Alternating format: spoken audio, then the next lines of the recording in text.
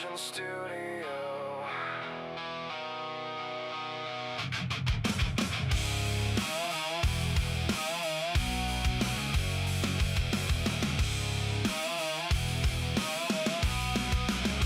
When nightmares take shape, from liquid resin to haunted legends, every print is built to escape. Slashes, monsters, creatures of fear, layer by layer they come alive. Watch the painting, watch the process, where horror never truly dies. Step inside if you dare. Every shadow has a story here. Printed, painted, streaming in live. Deadly Vision Studio, where your fears come to life. Deadly Vision Studio.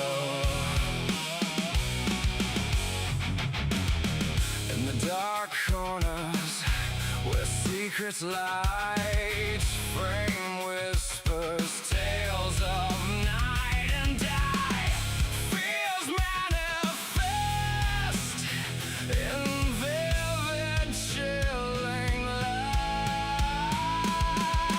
Step inside if you dare. Every shadow has All right. Welcome to the stream here on Daily Vision Studios. I'm Robbie, and we got a good one. We are going to be unboxing the Anycubic P1 Max. That's right, the P1 Big Brother. I was just drinking me some tea because my gut's kind of messed up, and I'm drinking it out of a Hello Kitty cup because that's how you tell you're a man. But I figured we come in here, you know, I didn't stream this morning because I knew I was getting the printer, and I was hoping it probably got here in the morning, but it never does. It always gets every time I order a printer, it gets here in the afternoon. It actually showed up like 10:58. So I'm like, well, damn, I could have, streamed, and we would open it. But, this is, we're going to open this bad boy up, set it up, and we're going to do some exposure tests, get it dialed in. And then I'm probably not going to run it because I have to finish Pennywise. Pennywise is done. So I got a Wednesday and we're going to clean him up. He's a quarter scale. He's a big boy. Then after Pennywise, we're going to be doing Billy Butcher, and we're going to be exclusively printing that on the P1 Max. I already have all the files sliced. I just got to send them to the printer and start going. Plus, I also have to wait for my resin to get here tomorrow. I ordered 8 bottles because I do know that the VAT on the P1 Max is 1,900 milliliters, almost 2 bottles, which makes sense. It's a big printer. It's like two. What is it? I got a cheat sheet. It is 285.5 by 214 by 300. So it's a big printer. The Frozen Sonic AKS barely beats it. The Mini, which I do have it, broke. But yeah, what's the printing surface on the P1 Max? That's what it is. It's 285.5, 214 by 300. The build volume is 18.3 liters. And it has the same technology as the P1 with, auto detection. Like if there's something in the back, which it does work, or something on the build plate, because the P1 happened, it told me, hey, there's something on there. And I saw it on the build plate, and it is small. Like you really couldn't see it. You feel it with your finger. And then there was something in the vat, and I didn't even see it. And then, I cleaned it up, did exposure, cleaned up, and so when you have a printer this big, you need features. Now, people are like 50-50 on it. It's like, no, I don't want those. Yeah, you do. Because I do know that the frozen mini AKS, mega AKS. I don't know why I'm saying mini. It's like $400. I guarantee you this screen is going to be at least $350 to $400. That's a lot of money. And you don't want to be that person who's like, well, you know, I can't print with the P1 Max because I broke the screen and I don't have the money to buy one. No, that's why you need these special features to protect that big screen. Plus, it has that wave technology, which it's like almost bubble wrap on the screen. It does work. I mean, it messes with it's so technology. It's kind of hard to explain. Like the sensors see the pill force and it just on that, right? So you might say you get a print that's 11 hours. It actually might be like 9 hours, 8 hours. So, I mean, it works. If you came up to me and said, you know, I'm just now getting into resin printing, I really want like the detail, what printer do you recommend? I would say the P1. It's $500. It's one of those that you can literally just plug and play. The exposure I have set on it is what they recommend, even though it's like 1.5. I did 1.3, 1.4, 1.5, 1.6, and 1.5 was the sweet spot in there. So that being said, maybe I'm lucky. You know, you can pretty much go in there and just, if you get the Anycubic resin, and they have all the profiles, all the resin, they basically tell you this is what we recommend. And then I was going. I never had one failed print, two failed prints, and they was all pre-supported. One was the Jason base, it failed, and Jack Torrance, the torso, it failed. But I went back and I just did the slicing. I did the hollow and the drains and the supports, and they didn't fail. So it could have been a pre-support thing. Other than that, you know, when you angle some prints, they'll say like 45 degree, 35 degree. I angled, especially the Pennywise's base, because it's 1/4, it was like 20 degrees. Didn't even fail. Just printed fine. There's no flaws with so the P1 is the printer to buy if you're getting into it. You want all those special features.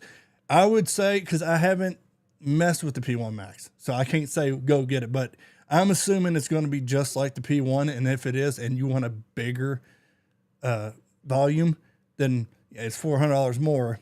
You probably want to get that. I don't get these big printers because I'm like, oh, I'm printing big shit. I like feeling limited.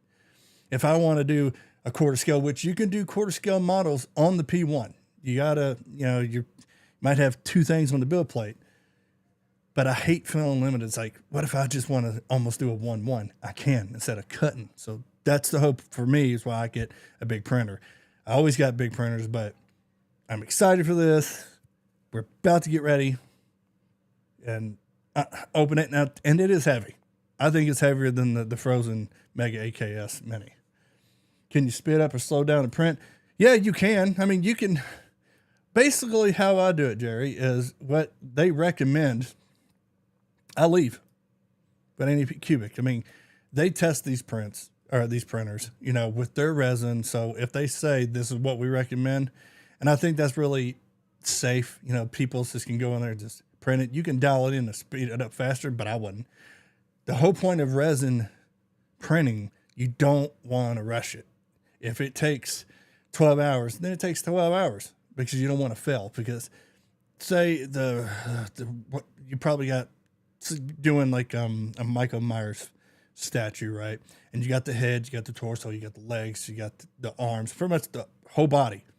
And say it's about 465 milliliters, which is going to cause to build this. And you get 80% and you fail. You don't get that resin back. So you have to get another bottle. So I always say, take your time, don't rush it. I know a lot of people have printing farms, but if you're doing this as a hobby, or maybe if you're doing this to sell to convention, do not rush resin. Let it take time. I mean, there's some prints that because it is a bigger machine, the P1 Max. Billy, his trench coat is going to take like 18, almost 19 hours to print. And that's doing the layer height at 0.5. 0.3 was like 27 hours. Now, 0.3 layer height, that's for like miniatures, and it's the best quality. I don't recommend it. The only time I would recommend to do like a 0.3 layer height is if you're doing a face. You know, you got a lot of texture.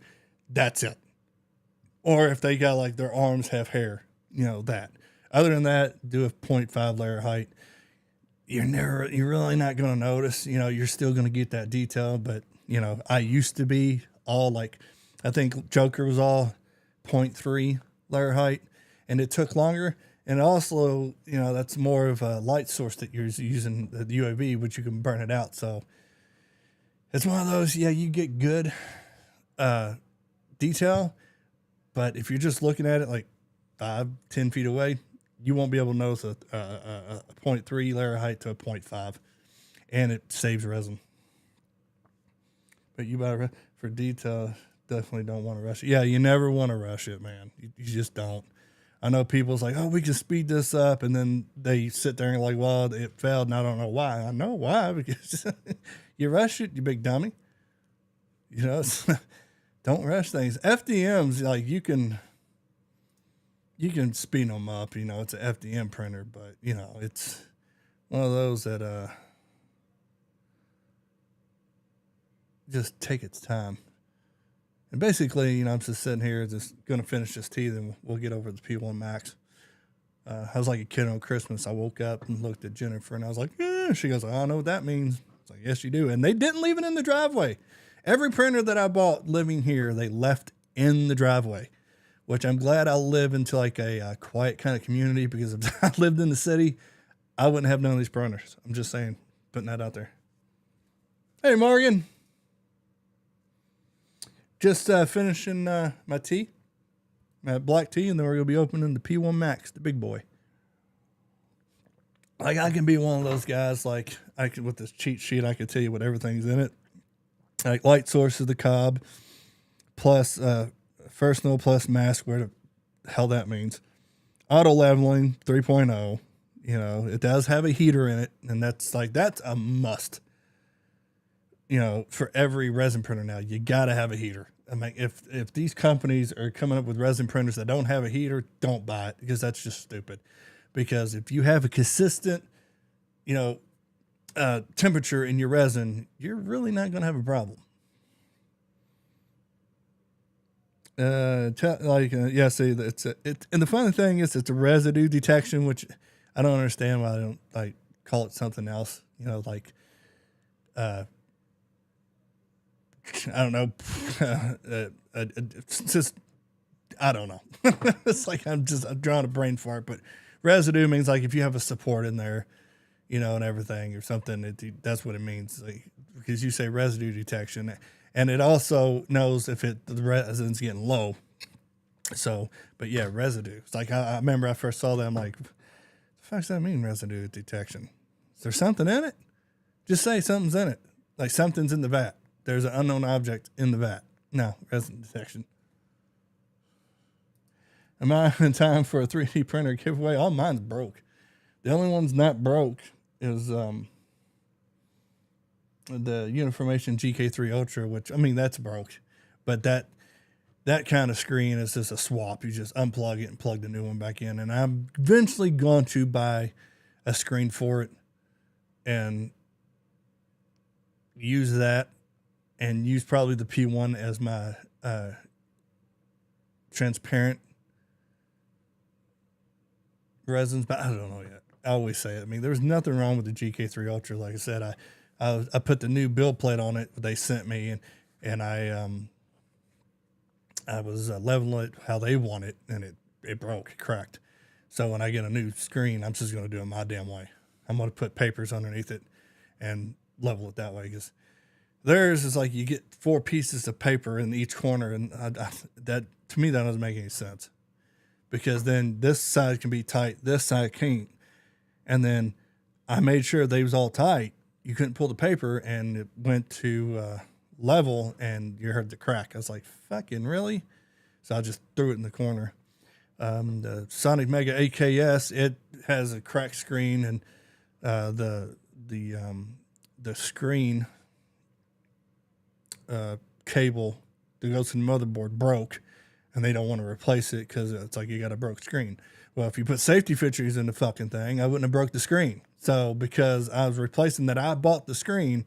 You won't replace the motherboard, so it's going to cost like total $600 to fix the Sonic Mega 8K-S. I'll just buy another P1. You know, so does a Cure come with the resin printer? No, but it's only like $130, I think. The one I got, just to make sure. Let's see, Anycubic Wash and Cure. Yeah, Wash and Cure 3 I thought about getting. It was $227 because it has basically it squirts the IPA in all corners, then washes with water. But I don't know if you can get 1/4 scale prints in that. That's the thing. I have the Anycubic Wash and Cure resin. Yeah, so it's $159 on Amazon. Or not Amazon. Let's go to Anycubic actually, because I think I ordered mine through the website.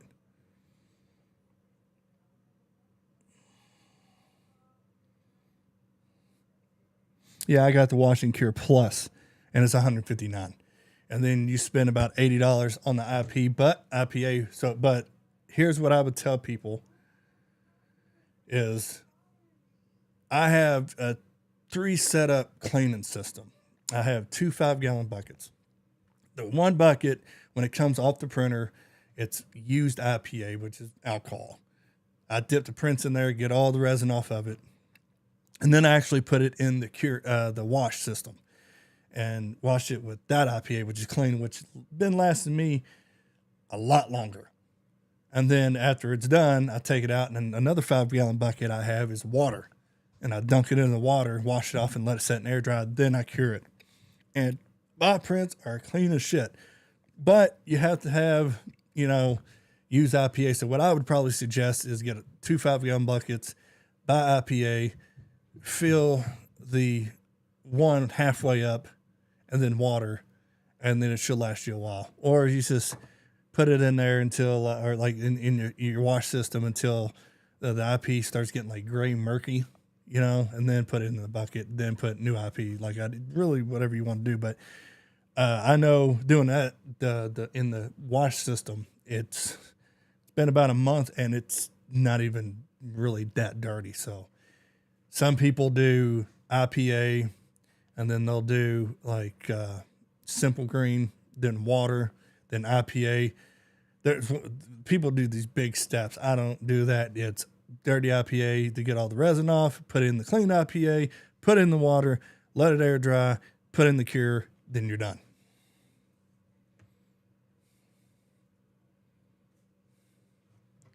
So, yeah. Now, let's get ready to open this bad boy. Gotta make sure my wireless system is on.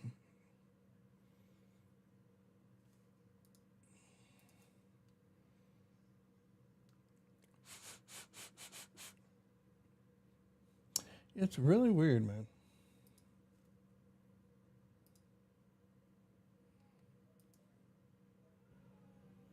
All right, there we go. Now that's hooked up. Come over here, we're gonna beat that bad boy right here. All right. Oh shit. It's one of the reasons why I wore a hat too. Unless you're gonna drop this shit.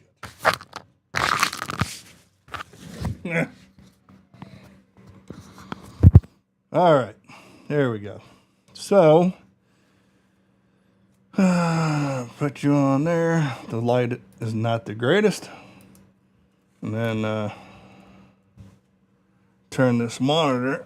That's why I can somewhat see the chat.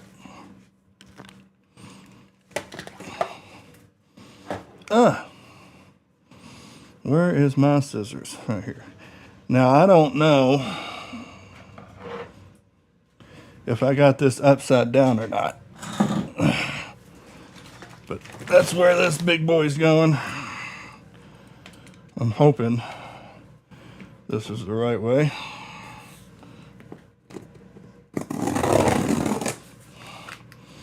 find out.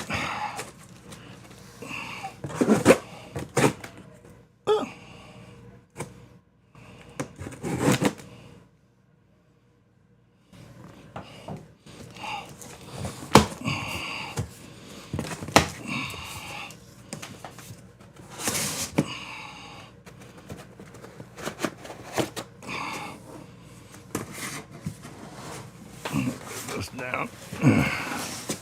There's all the hookups and everything. There's another box to, I can almost make a clubhouse. Okay, yeah, I had it almost upside down. Pretty much did. Alright. Then, good Lord, this is a big boy. Looks like I don't have enough room here.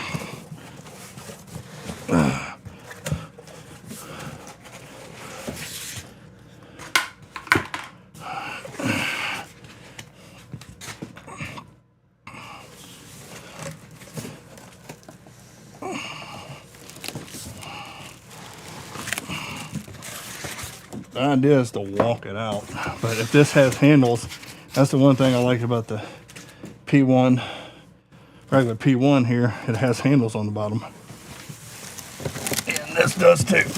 Nice.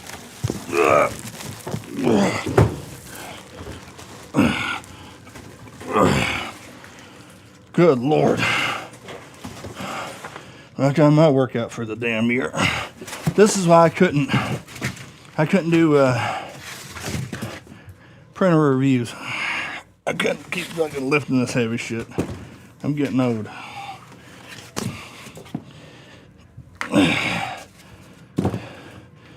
Alright, as you can tell how much bigger it is.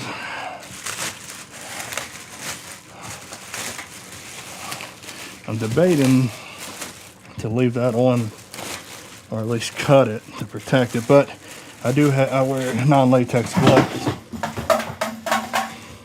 Oh, that was the cure system. For the cure. Go for the cure.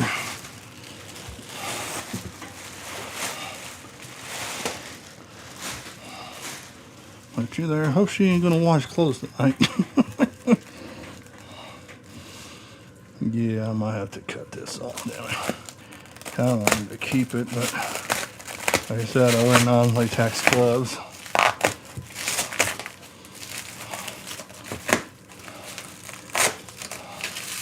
And I love the color. I like how they made it basically like white and black. And you figure it's all that get dirty. Well, it can get dirty, but you should really be wearing gloves.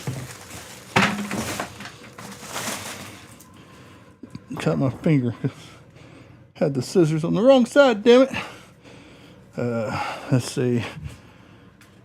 Morgan, my buddy used to 3D print. You 3D print us a cool gift for Christmas. He made me a Master Chief print that looked awesome, but it broke over the years, but still pretty cool. Oh yeah, I don't 3D print stuff for Christmas, but I do laser engrave stuff for work, like mirrors and stuff. And next time I'm planning on getting back into laser engraving, because I'm gonna put the laser engravers in the room next to here, because we got a window where I can take the exhaust out the window. All right, ladies and gentlemen, the P1 Max. That's annoying. Oh, what the hell is that?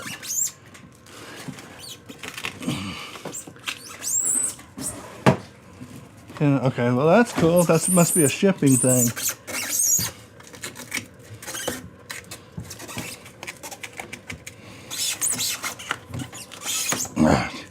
Yeah, they put that on the corner. That's actually a good idea to help protect the lid. There we go. Which I got a early bird special on this. As soon as it came live to buy, I bought it. I actually put a timer on my phone. So there's the bill plate. How big that thing is. Now, it's steel, which this ain't gonna warp. Unless somehow you bend the shit out of it, drop it. I mean, this got some weight. No wonder it has a dual screw Z-rod, because to handle this weight and the weight on the prints that you're gonna upscale. But I'll show you a difference between this. There's this one, and here's the regular P1. Show you a difference. Big difference. I mean, that's a big bill plate, which basically, if you do one scale models, you can pretty much put the whole body on this build plate. It's going to be real close. I know I did it with Butcher, except even with his coat, but I'm going to quarter scale everything, so I couldn't do it. But I got everything on Butcher on this plate except his coat. That's a big boy. That's heavy. I mean, somebody breaks in your house, you can use this as a weapon. And you ain't going to do no damage to this thing, but you'll kill them. All right.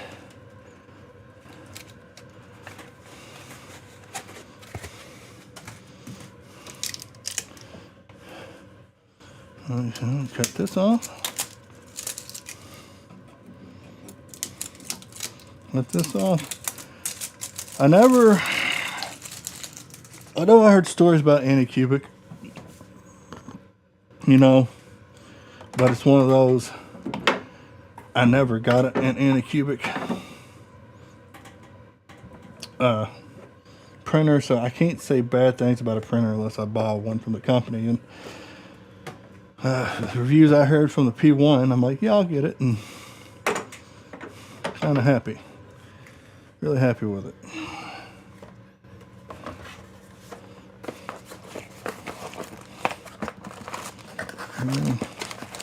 Scraper and everything, of course, comes with. I don't use this scraper. I actually bought this right here, which you can buy on Amazon. This scraper right here, because it doesn't scratch the build plate, and it gets right underneath there. All right, so we'll put you over here, and I think the power brick is right underneath the middle of this. Ow! Stepped on stepped on a support.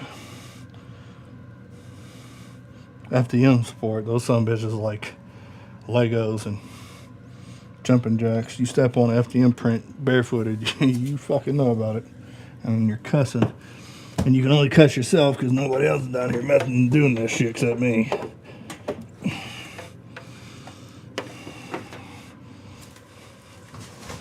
Ah, son of a bitch.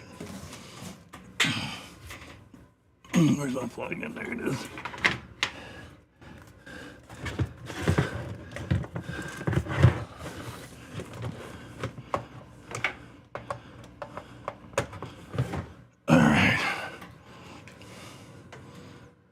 Turn the thing on. Thought you don't come on. I'm like, what the fuck?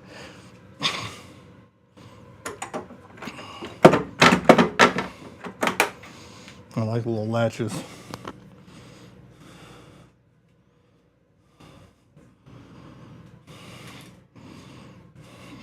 I'm sure there's probably a update to this thing.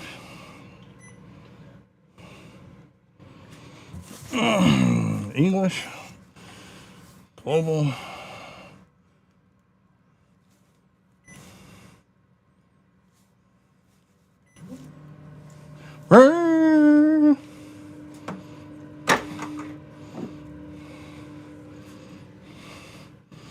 Little yellow tab.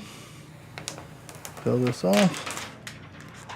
And I tell you what, I do like Anycubic's infet when you replace it, which you undo all these, pull the metal out, and there's a black piece with this on here.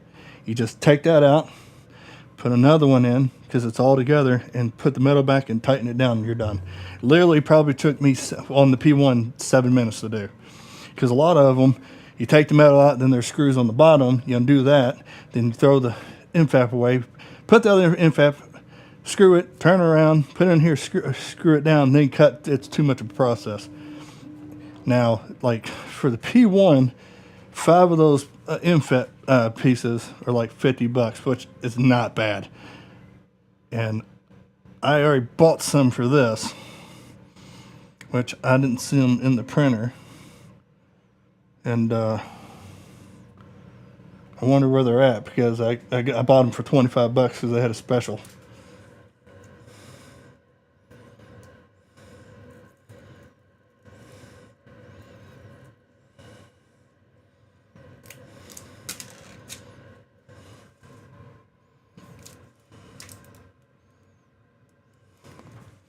Oh, I'm about to be scared. It's like, please take it off the.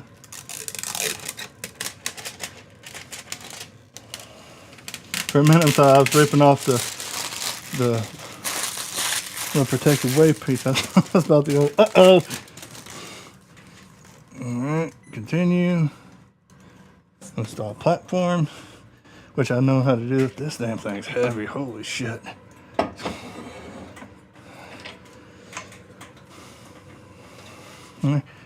That is on.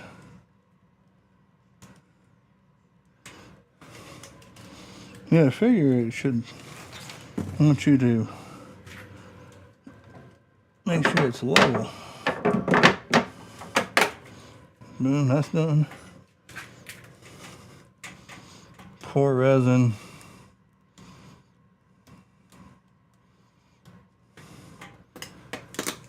So they updated this shit because I didn't have to do all this. All right, so I got 1 bottle of resin left. I'm going to put it in here. Shake it up real well. Is there like different kinds of resin you can get? Like some that are tougher. Yeah, there's all kinds. There's ABS is tougher. You have some that makes it faster. Like you can, the exposure could be like 1.2. They have some that you can basically make Crocs with. You know, I use Standard Plus. You know, I don't. Some people take Standard and mix it with ABS to make the print a little more durable. I don't. I look at it as this. Treat them like they're glass. You don't want to move a print around a lot. You know, because they drop, they will break, and you might get lucky and get a clean break.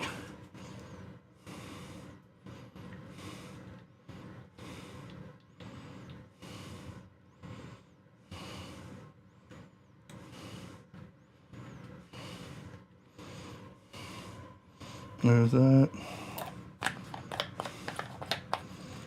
You know what? I'm going to go ahead and put the rest of this one in here too. Why not?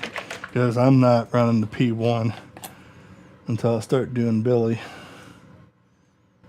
So there's about maybe 1,300, which is enough. Let me get my seat back. All right, Wi-Fi connection. There it is.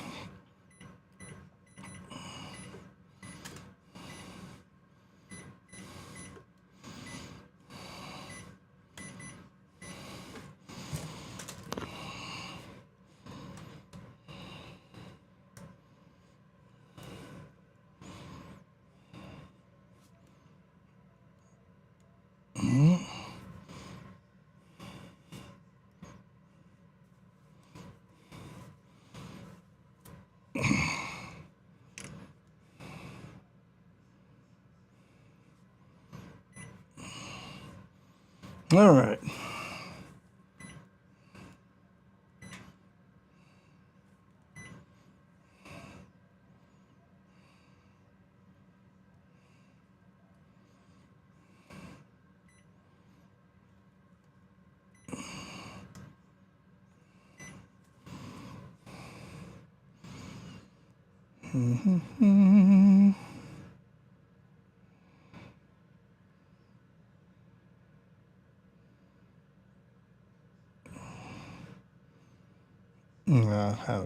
Where do I go to add a?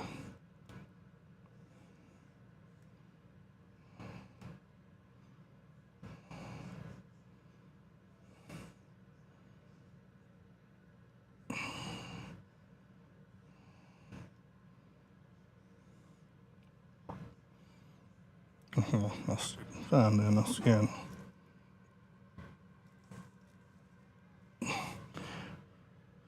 Now it's making me look stupid. How do you add a printer?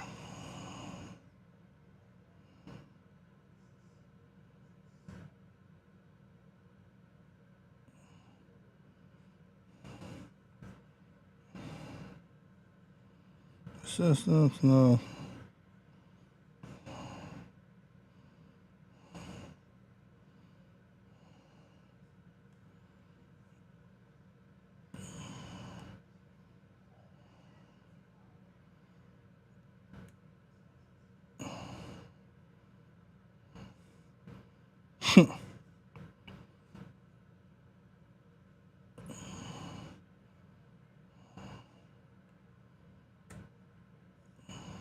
There we go.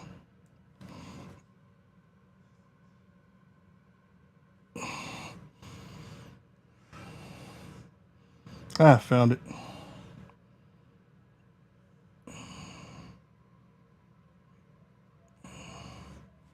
There we go. Now,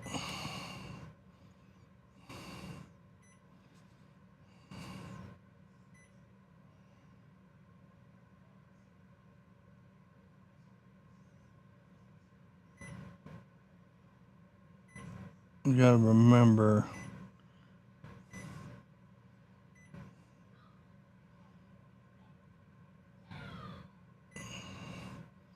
where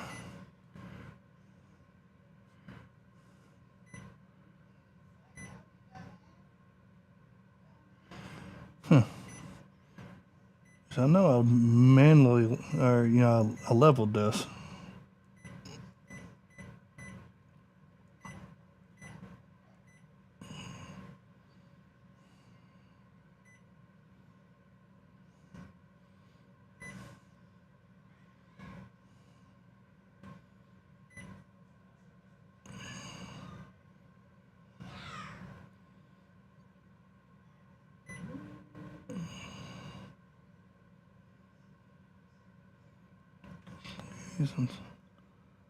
And remove. How am I gonna put this thing? Good thing this ain't full. Huh. All right. Now I'm leveling it. See if it's level, because it should come out of the factory level. This one was.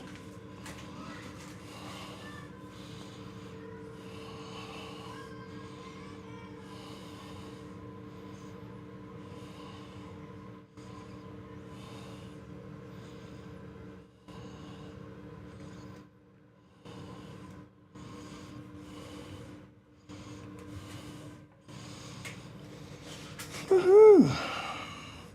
That's so we're 3D printed like meat now, like steaks and stuff. That which is where I ain't trusting that shit. It's like 3D printing steaks. It's like the hell with that.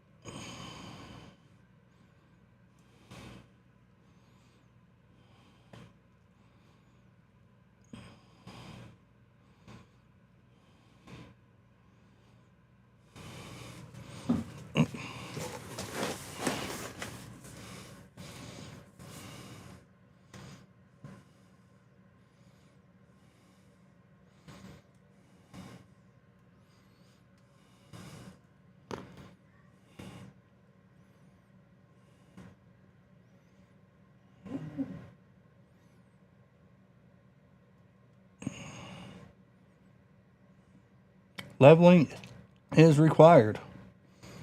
Okay. Loosen the 4 screws. All right.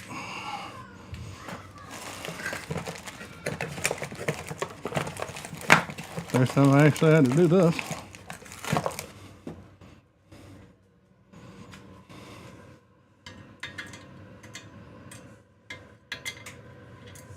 That ain't it.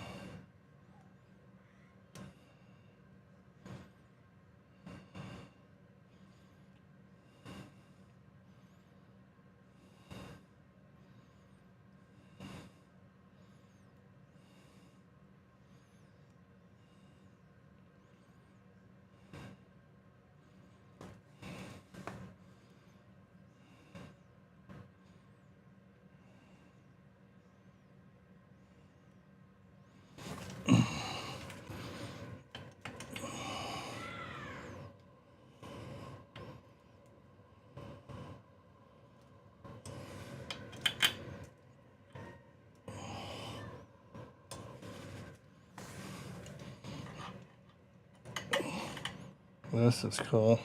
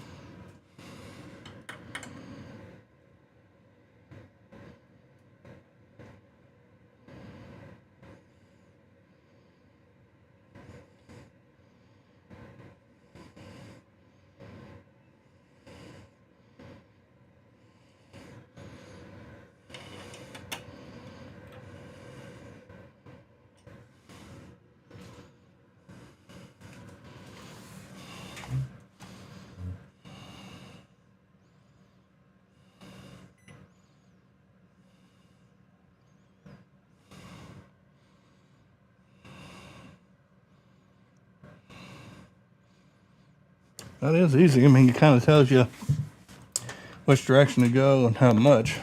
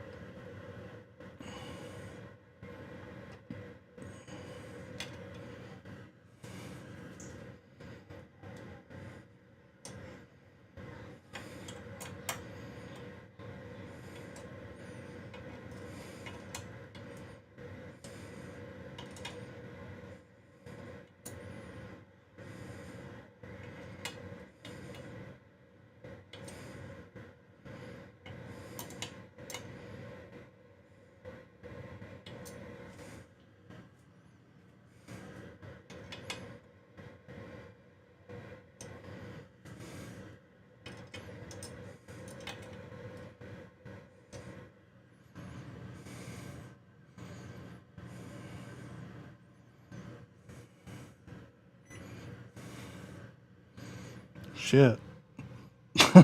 I said P1. I did this. Like, oh, you're good to go.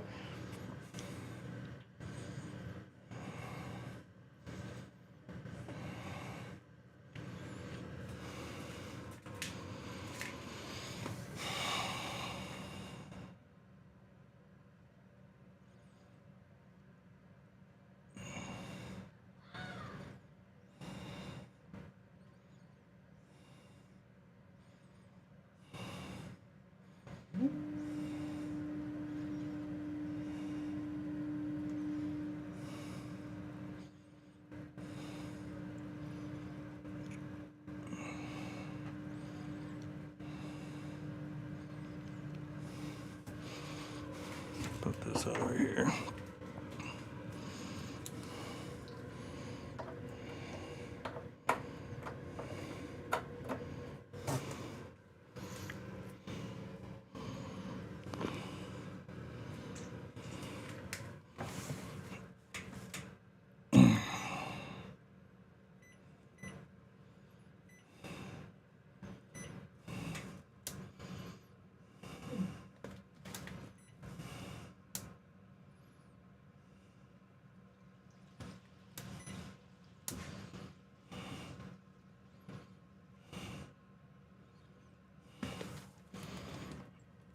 So it goes 2, 3.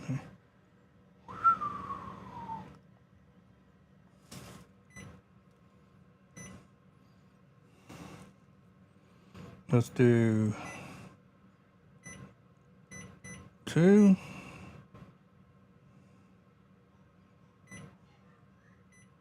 Oh, shit. 2.1.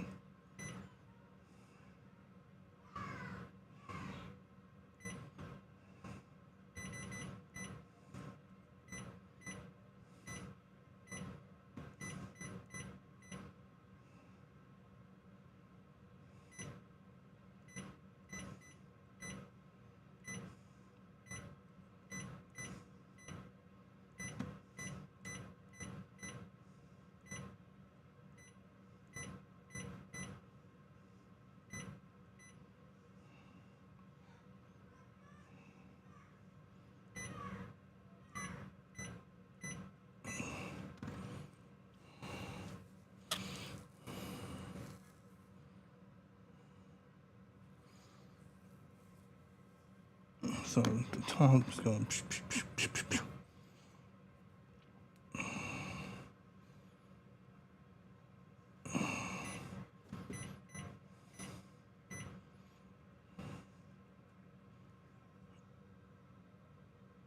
Has issues. Hell, you mean it has issues?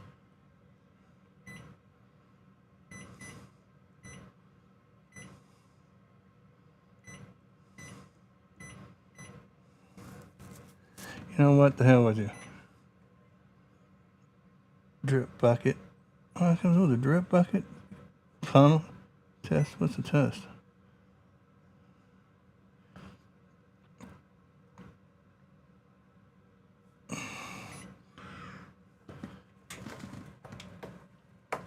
Yeah, we're not doing that. We're gonna do the old test I prefer.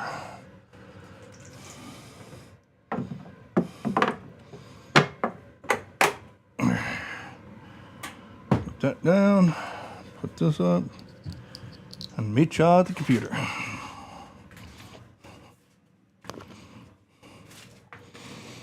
All right.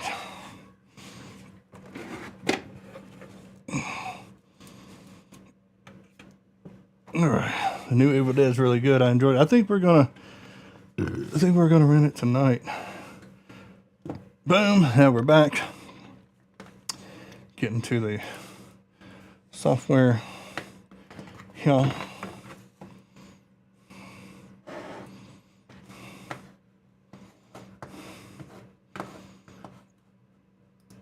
All right.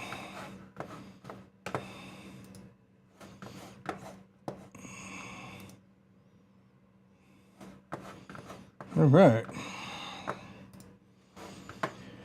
Then come over here to the P1 Max. Boom. There we go. One normal print, 2.8 seconds. Okay, so we're going to go here, here.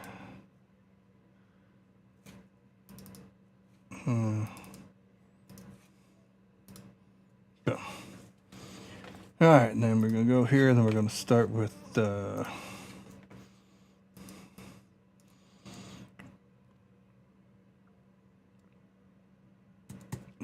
So we're going to do 4 of them. 2.4, slice plate, different islands. We go here, we're going to send it to the cloud. And we go 2.4. That's what we know what it is. All right, and then we go back. And here, this is the most 2.5.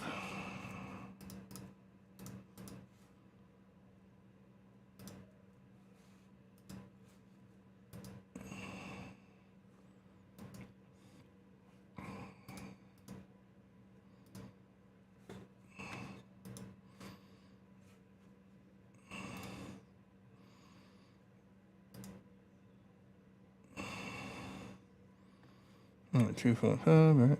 It's in the cloud. 2.5, boom. It's saved. Now we go here, edit. 2.6.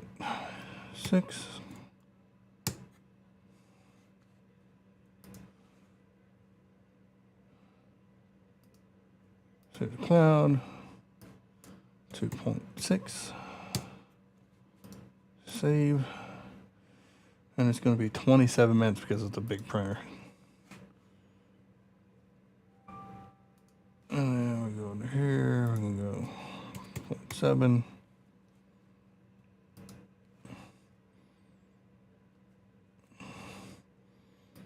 Save cloud.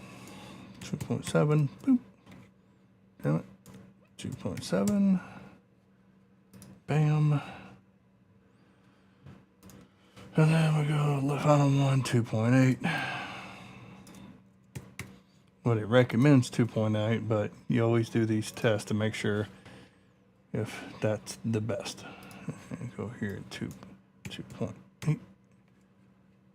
Save it, boom. And then we're going to go to Workbench,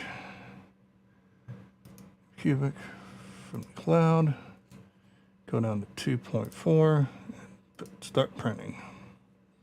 We turn all this on. We turn it all on.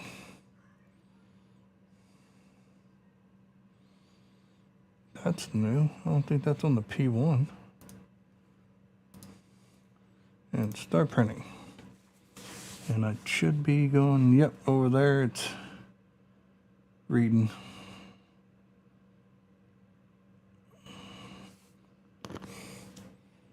Finish out the down the what? Bullshit.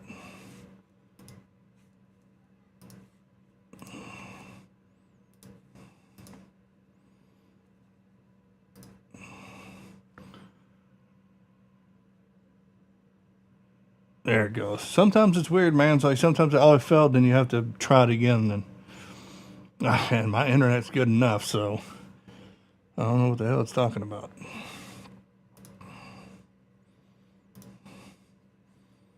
How's Oscar Myers been in the corner over there in the darkness by himself?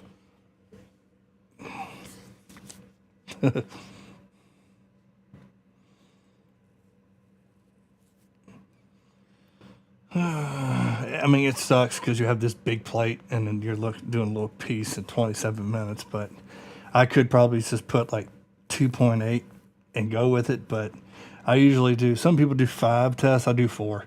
If it says 2.8, I'll go 2.4, 2.5, 2.6, 2.7. Usually you don't have to do a 2.9, you know, usually it's within the 4. So like 2.7 might be good, but 2.8 will get you there, or maybe 2.8 is a little bit too much, but 2.7 is right there. It just depends. Hey Val, sorry I'm late. It's all good. It's all good. It's all good. I just we're doing exposure tests on the big printer. That big printer. Let me go to the live camera. That big boy right there, which is a monster. And if you look over to the left, ladies and gentlemen, in front of the Anycubic Cure, that is Pennywise's base, and look how big it is. So we're going to be prepping that Wednesday. Most likely, we'll start painting on Pennywise Friday, but we'll probably finish the Joker up because all I have is like the little clown mask he wore in Dark Knight and the dynamite, and do highlights on Joker. He's from my son. Hey Paula, sorry I'm late. It's all good. Yeah, it's a big boy. I'm not limited anymore. I mean, I'll tell you why I say I don't feel, I hate being limited, because I'll show you this for you right now. So we're going to go back to prepare, okay, and we're going to, this is the, I mean, if you look the difference between the, here's the Max, right, and here's the P1, big difference. So like I'm going to, let's load up a file, right? Well, I'm going to print Billy Butcher and a quarter. So let's see what's open scene. Yeah, discard this. And we're gonna go here. We're gonna go STL, some Butcher. And we're gonna go scene, and we're gonna go to his jacket. Okay. Jacket. Now, this is why I like having a big printer. This is 1/4 scale. Now let's go back to the P1. Not even gonna happen. There's the big difference. It's like, because if it's a 1/6 scale, you know, you're fine. You know, you can print it. But I'm not gonna do 1/4 scale anymore. I'm doing, or 1/6 scale. I'm doing 1/4. You can really detail it. And honestly, my eyes ain't what they used to be. So me squinting and having the magnifying glasses, I can't really see the paint in the eyes. So I'm going 1/4. But there's the difference between the two. This is why it's like I don't like feeling limited. And let's say I'm putting this on 50 layers. This shows you how long it's going to take to print this in the P1 Max, which we're not going to be printing anything with the P1 Max until Pennywise is done. I'm not going to rush it. 17 hours. Now, if I made that a 0.3 layer height, it'd be like 27 hours. 17 hours, 989 grams of resin. So almost a whole bottle of resin for his jacket only. So it's crazy. It's crazy. But yeah. We're gonna have fun. You know, it's like I can pretty much, you know what? Let's go back to that, right? First, because I'm gonna show you what I want to do. Is what I'm eventually gonna print. Give you all a little sneak peek. I don't know when, but because I got this, but we're going to.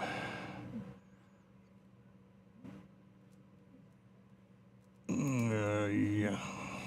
So I don't think I saved it.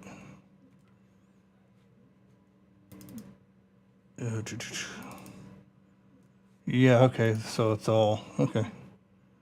Open source. Here.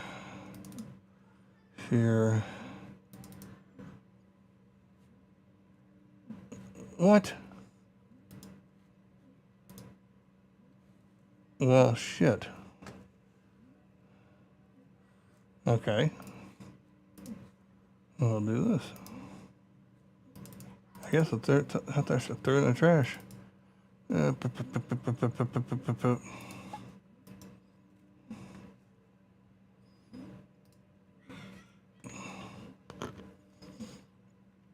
Listen, I'm gonna have to re-download this because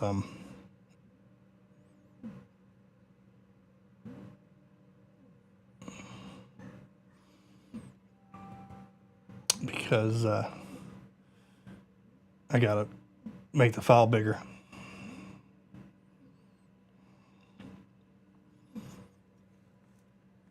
Oh, you know what the hell with that? I know what I'm gonna do. So, 1 second. Let's just do this because if I'm gonna make it bigger, I'll just re-download the file. Okay, there we go. And I'm not gonna do. Should I do pre-support?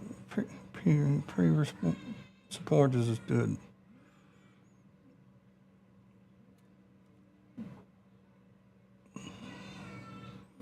No, I'm gonna do it my way.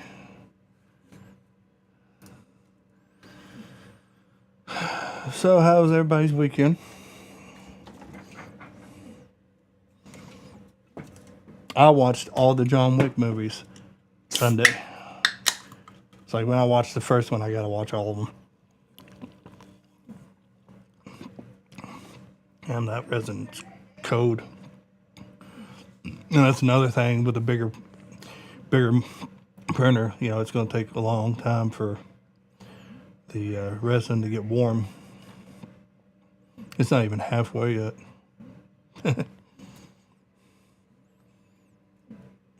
Come on, download that shit already. Your weekend was crazy. I did swing by and watch the rest of Friday 13th Part 7 at night with the watch party. I was painting Freddy, redoing the Freddy head Kindle holder. He definitely needed a rework. And I wanted to practice stimpling, because I bought a tool for it for the airbrush, and it works. I think it'd look a lot better if it was a resin print because you see the layer lines in the FDM. But I'm definitely going to use that in my repertoire stimpling, especially for this model that I'm about to show you.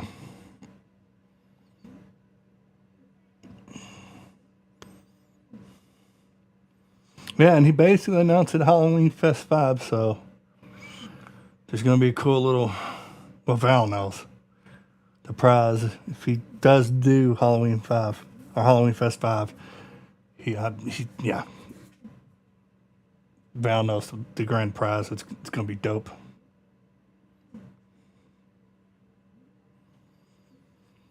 Yeah, he's on. Actually, because for some reason this fucking file's taking so long to download off the internet.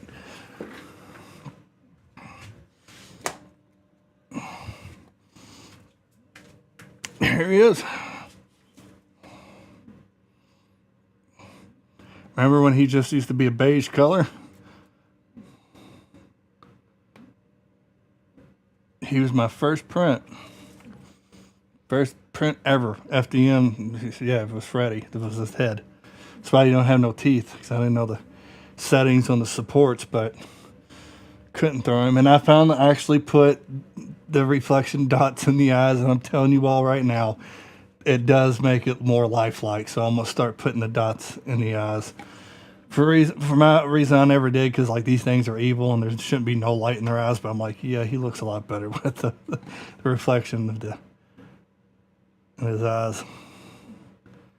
But yeah, he needed upgraded, and like I said, I was watching John Wick, and then I got over and watched Night. Joined I didn't join the panel, but I watched the rest of Part 7 while I was painting him. It was just kind of funny watching Jason, but painting Freddy. I'm going after that grand prize, Robbie. Well, that's the thing. Should I show everybody, Val? I mean, this is my channel. This is Deadly Vision Studio, and I should show you what I'll be working on. So I think I am. I think I'm going to show everybody what the grand prize, if there is going to be a Halloween Fest 5. Because if not, I don't need that microphone. I got this. If not, this will be a giveaway on this channel. I think no. All right, everybody ready? It's a little too slow to make the difference. Oh yeah, for sure. Did I save it under Deadly Vision?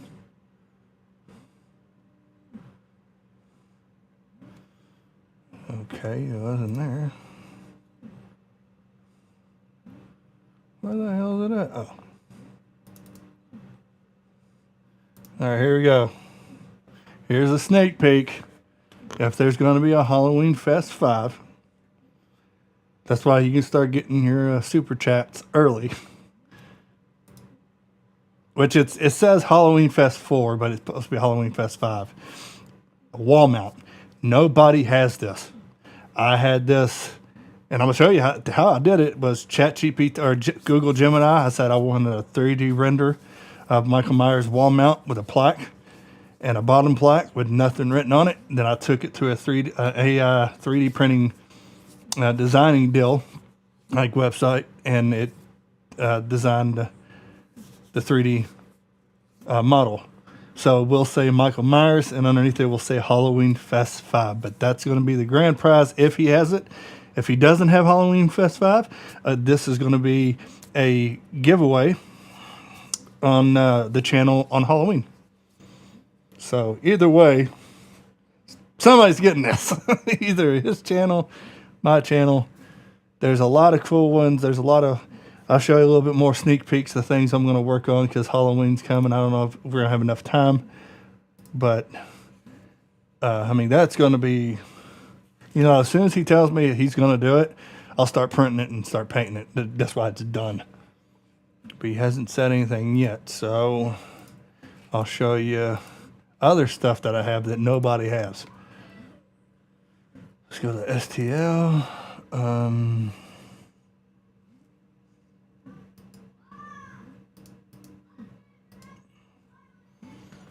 Got to repair. I'll show y'all in a minute. Takes a minute for the repair.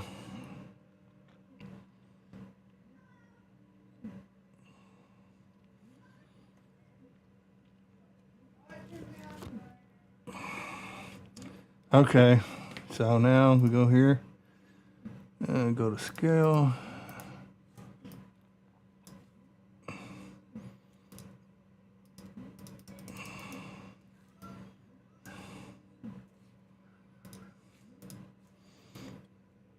All right, now go over here.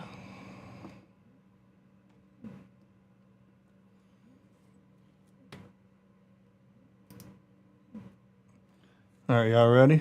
I'm standing with my allowance to win that. Here's another one that nobody has. I like doing iconic scenes. This one I had made is him on the phone on the 78 when he's breathing on it. Now this is one piece, and I don't know how big it's going to be. It might be that big, but that's going to be fun painting. Because I'll probably do like a dark silver, metallic silver on the bottom of the base. But I want to do iconic scenes with these figures, you know, and I like bust anybody, and wall mounts, you can put them anywhere. You know, some people might have a space for a statue, and everybody does statues. Base are a lot easier. It's, you know, I can sit there with an airbrush, really get detailed. Don't have to worry about holding it, but that's one.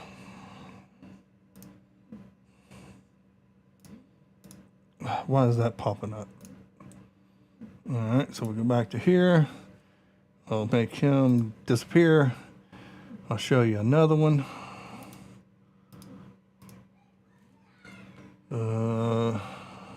There's this one, but there's another one. I had it like what you have, Val, but this one's a newer one. Let it repair. That's the one thing about the website. It renders them real small. God, it takes forever for it to repair. All right. Yeah, a lot of scale. Let's go. And there's this one. This one, it's just a little different. I like it because it has these tears in his mask. I don't know if I'll ever print that. I'll probably keep that tear, but I'll probably hide this one. I don't know, because it's hard to know what exactly it looks like in this, because when it prints, it's totally different. But I made sure not to have eyes, because I'll paint it black. And this is one piece, because the website I go to says, oh, it does in pieces, but it doesn't save. So I'm like, fine, I'll do something. I can do this in one piece. I can paint that. I can reach underneath his arm. There's that one. And then, okay, so that's done.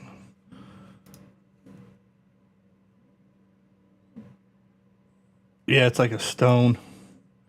Then there's one more. Hide him. Oh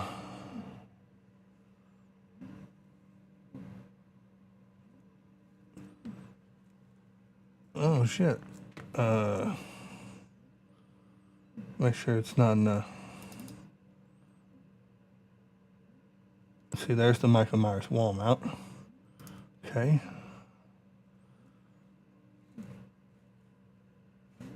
Is it somewhere else? Where the hell?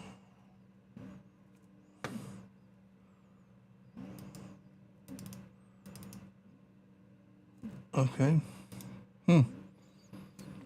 I guess. I don't think I tossed it. Guess I did. It was a Dr. Loomis bust. But it was like 50-50. It didn't really look like him. Here's one that'd be cool to do. I don't know when I'm going to do it, but...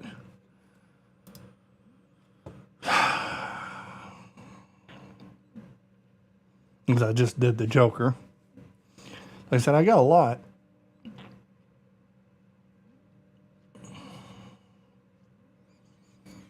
Let's go to scale, and it's called Evil Joker. And if I didn't do Heath Ledger Joker, I'd probably do this one.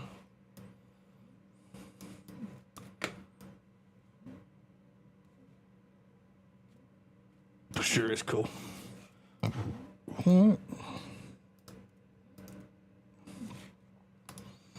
And there's this one. Let's rotate. I didn't actually put this in a file. I don't know what it is. It's Nancy in the tub with Freddie's hand. I'm eventually going to do this. I just don't know when. You know, I think I got to wait to buy shelves. But like I said, that's cool. I actually bought this on Etsy. I saw them like, oh, it's a scene.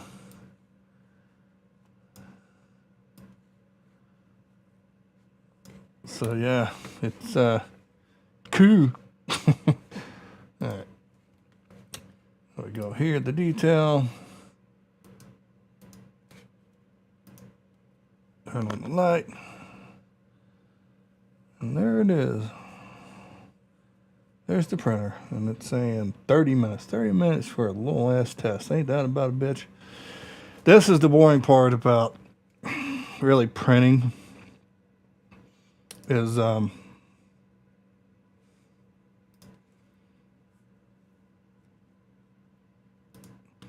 testing and all that. Oh, I didn't show you. Well, I gotta unzip it. I'm pretty sure I do. One sec, folks.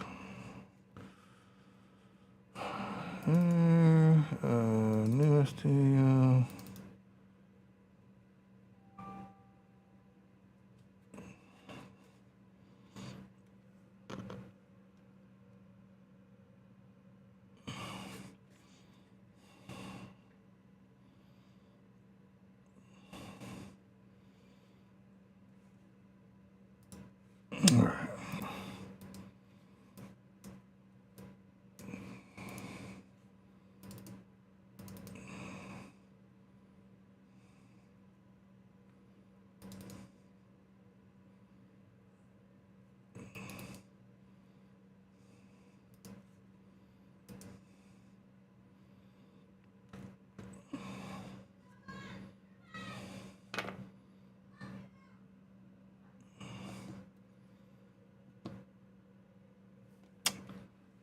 Here we go.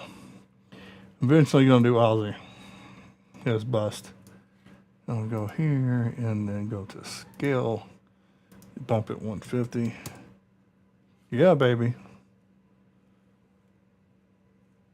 Oh, look at that. That's gonna be cool. Set the scale. How big can I go? 246, 214. Jesus Christ. And that's no support. I ain't going that big. Let's go 150 because that'd be like a 1/6. This would be a 1/4. Because I didn't want to do a wicked, man. Look at the textures.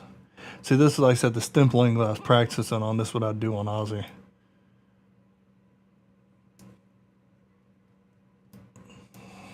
And Wicked's starting to do this, putting the eyes.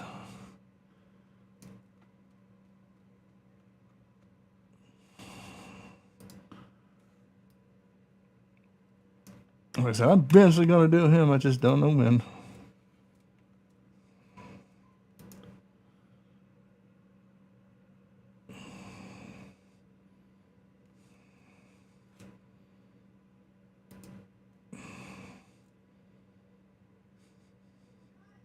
Like the skull base. That's black on mine, yeah.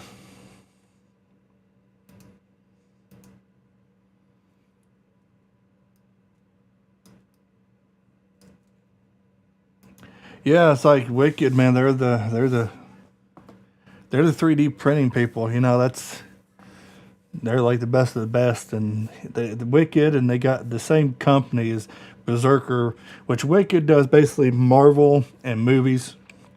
Berserker does DC plus movies, and they got Star Wars.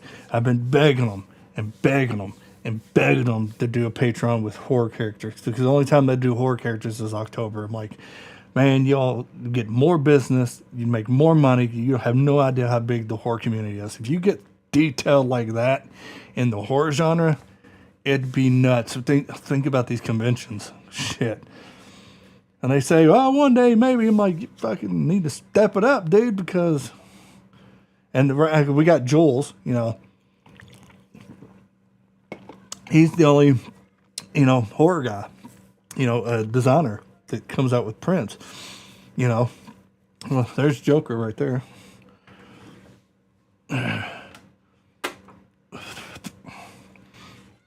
See? That's what happens when you drink on stream. Like I said, there's money that goes in here. I have to finish. Over here is the mask he wears, and there's dynamite. And I got to do some highlights, but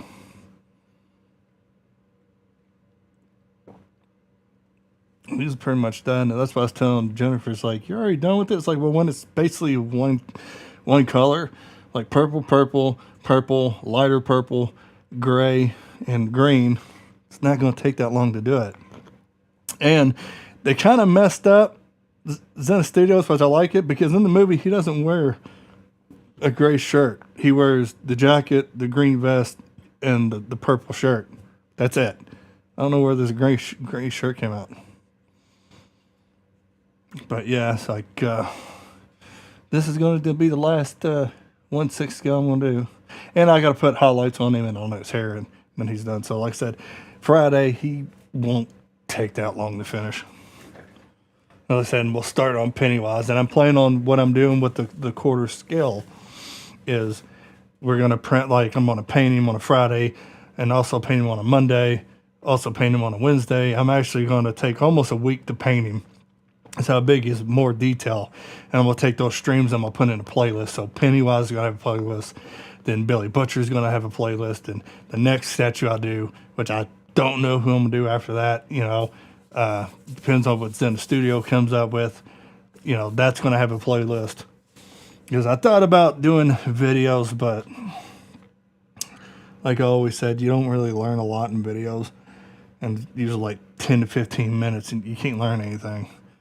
If you're trying to build a community in this kind of niche 3D printing horror, it's going to be small. It's going to be real slow, but it makes more sense doing a live stream and people ask the question. I can actually show you what I'm doing, you know, or how I'm doing this, you know, because every single 3D printing video I see, they primer it, they show the primer.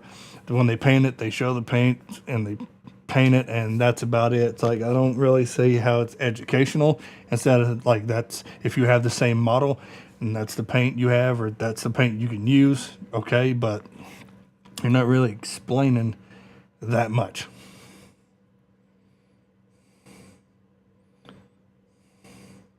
I do have Stu's house. Hang on. I think I gotta go in Etsy.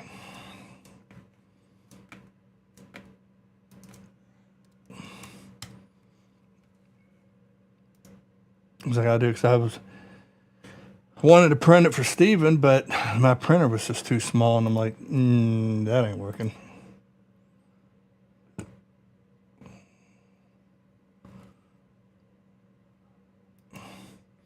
Yeah, that's what's the cool thing about like buying STLs and I'm slicing them. You know, I'm showing exactly what I do, you know, and how we do it. All right, so we go to purchases and reviews.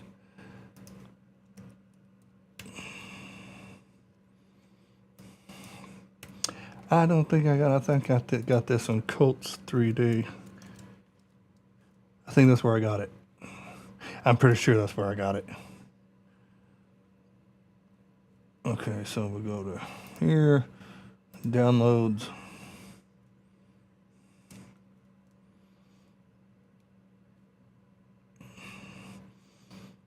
Dracula Castle. I forgot I bought Dracula's Castle.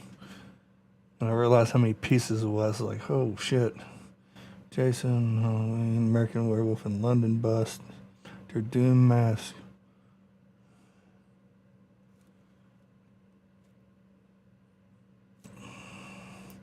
I know I bought it on here.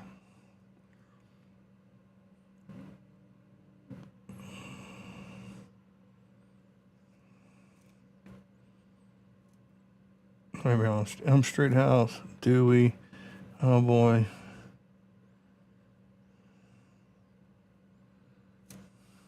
I know I bought it. Scream House, here it is. Here it is. We'll put this in there. Download. Download all. Because now I got these big printers.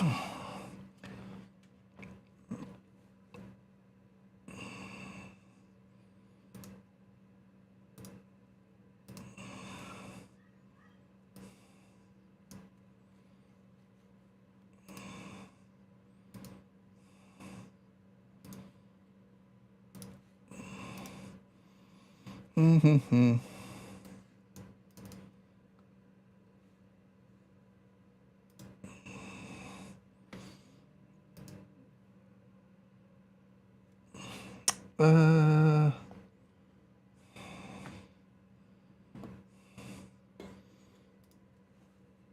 Desktop. Scream House. Base. Where's the house? Where's actually the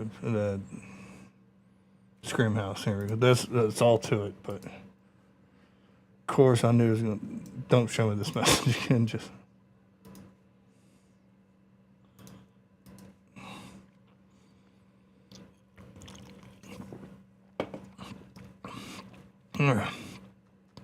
Because I know I was looking at one and didn't have windows, and this one has. So let's go to scale, and let's go to scale to fit. Boom! This wouldn't be that hard, so then all I have to do is go rotate here and go boop. Well, probably not that much. Probably bring that down. All right, we'll hollow it. We'll do this real quick. Just real quick. Let's see how much resin it cost. Where would I put this thing? Punch. Let's go 10 and 10. And we go here and go bam, just here, bam, bam. You're not really going to see the bottom. Everybody usually tries to hide the hose. I don't give a shit. I'll leave the holes in the bottom.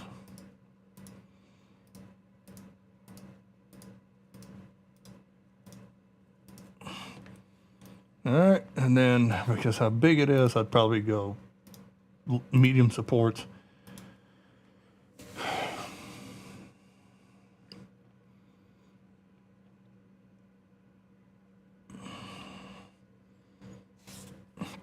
Oh, one's sticking out. Okay, so we'll come down to here. The size of the scale is 240. Let's go 235. There we go.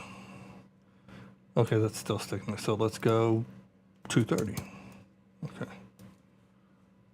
And then we'll slice and see how long it takes. This is like if you're doing like if you want to do like a horror version of like a model train. I'd probably put the Mocker House. You can buy the Monster House. You can buy Psycho House. So 13 hours to print that. That's not bad, and the volume is only 900, so it's almost a bottle. If you're going this big, that's just massive.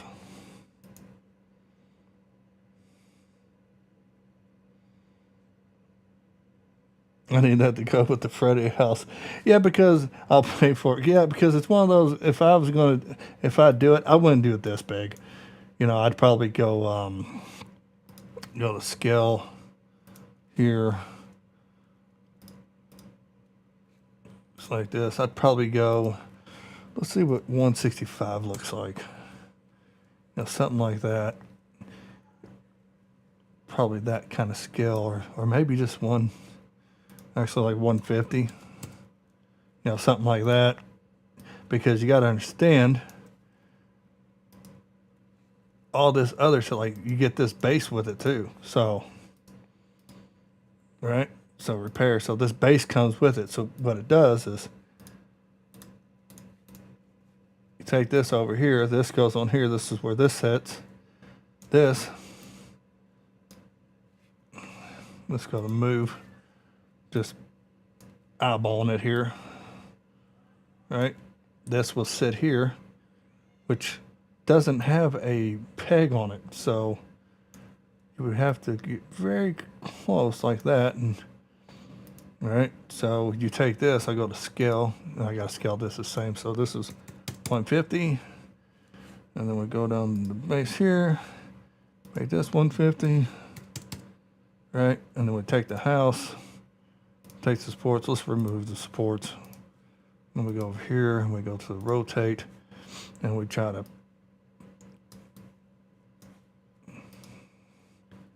boom. And then that's done. Let's move this.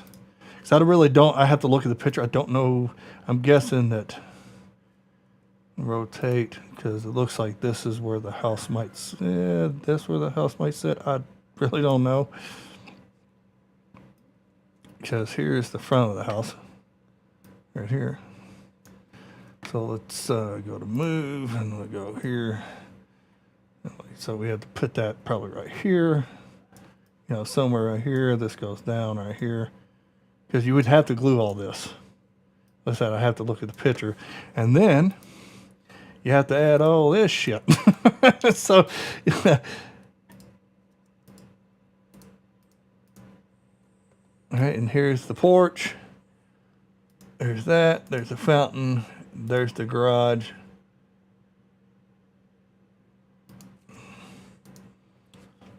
So there's all this stuff to it. Which is doable, right? Just see how small it is.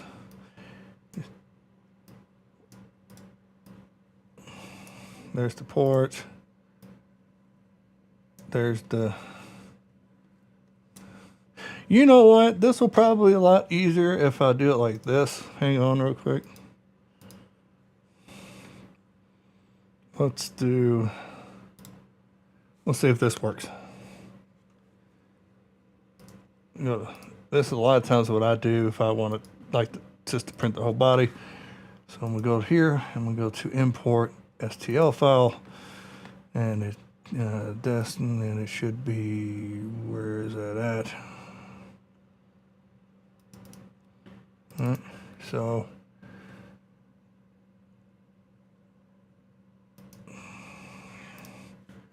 okay, so we're gonna back this way out, kind of, because it should, let's see, it should piece this together. If not, then this would be fun.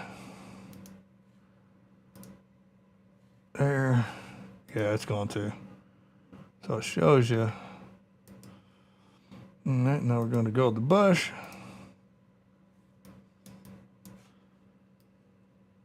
Yeah, okay, so it's going to show you what it actually looks. So I can put all this together and save it and put it in the file.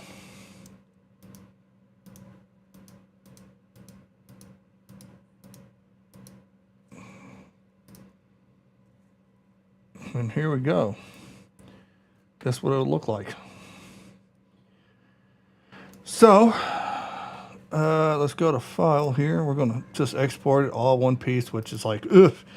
But technically, if I wanted to do it right, and like if I'm going to sell this, I'd probably print a little miniature like this. When I print it, I put it all together. I have a reference, or like there's also a picture. But let's say we'll go to desktop, and we're going to save it there, and we're going to call this Studio House Mini. And we export it like that. Now we don't need this.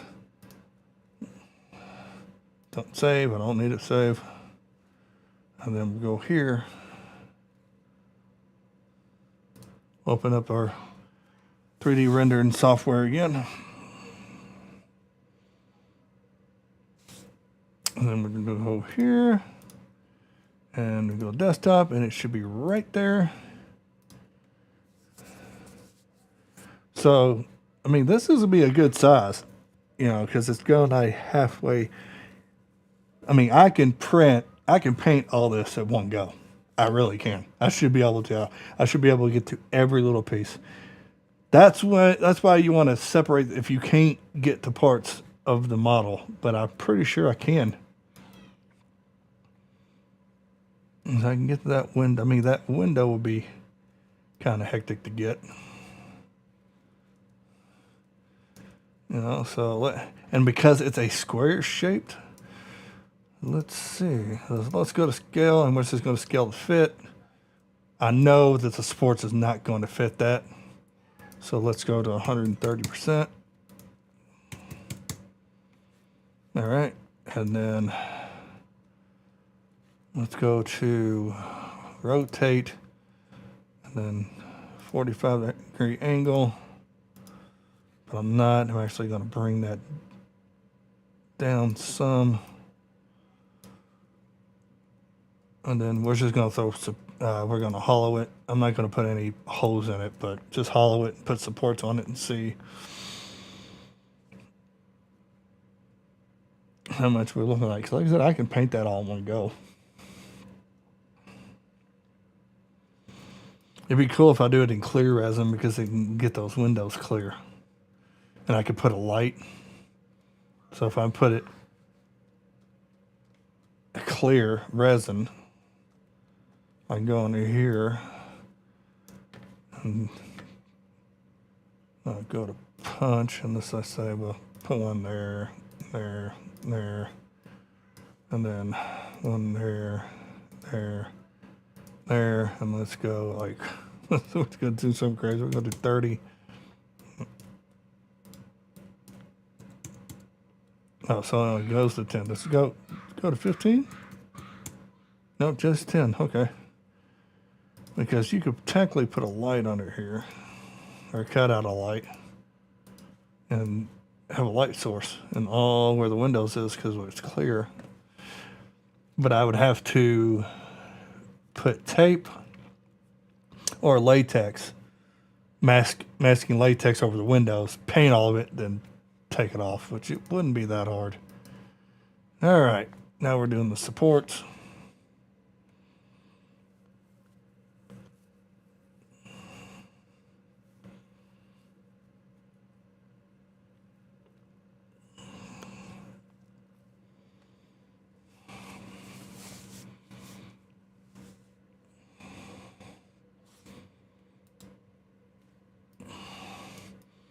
Not too bad, not too bad. Whew! Let's slice this to see what we're looking at.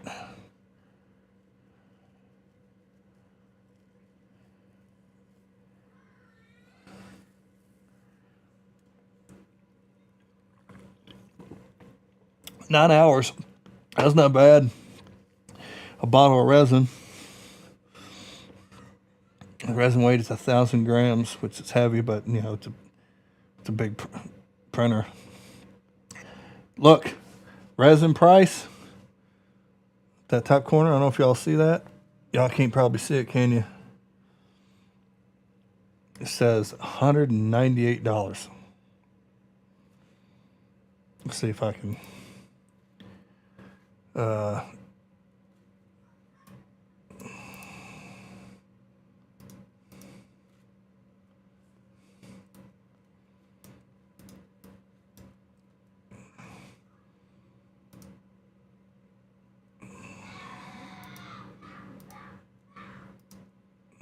Oh, it's locked. I'm like, why ain't it moving? Look at that. See? Resin price, $198. I think that's what it means. It's like, I know it ain't 198,730, so I'd say it's probably saying $198, and I'd say, 73 cents.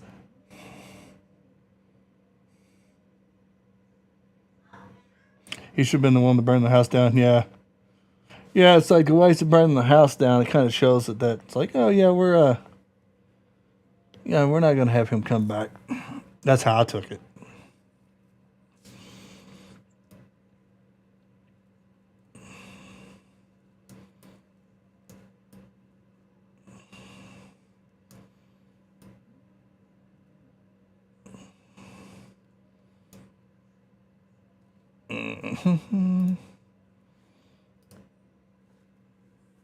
All right.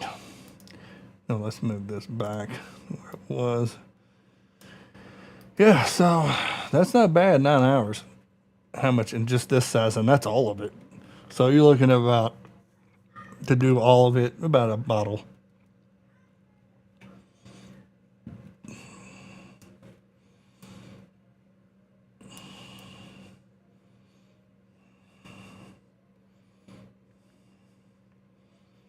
The only thing would be iffy would be that window right there, and you couldn't get behind this, which I know it's like, well, you won't see it anyway, right? That's why this comes in pieces, but you can paint the whole thing. Because you can get with the brush here and here, and you can get that window there. The hell is that? Why the hell is that there?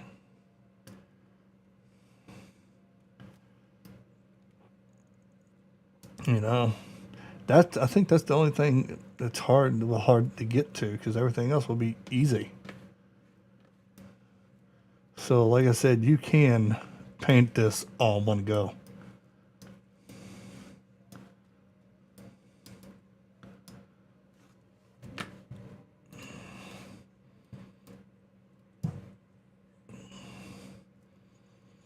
You know, so we're going to take this, and what we're going to do, we're going to save this scene.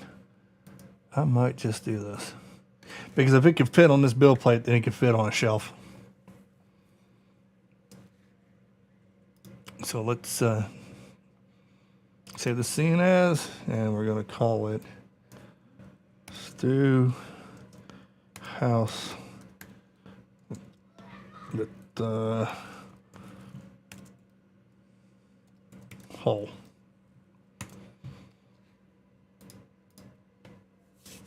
Alright. Because there's so many prints that I want to do. Alright, there's the... Alright, so it is pilling. Okay, so it ain't filling. 6 minutes left. And then we got to do this shit again.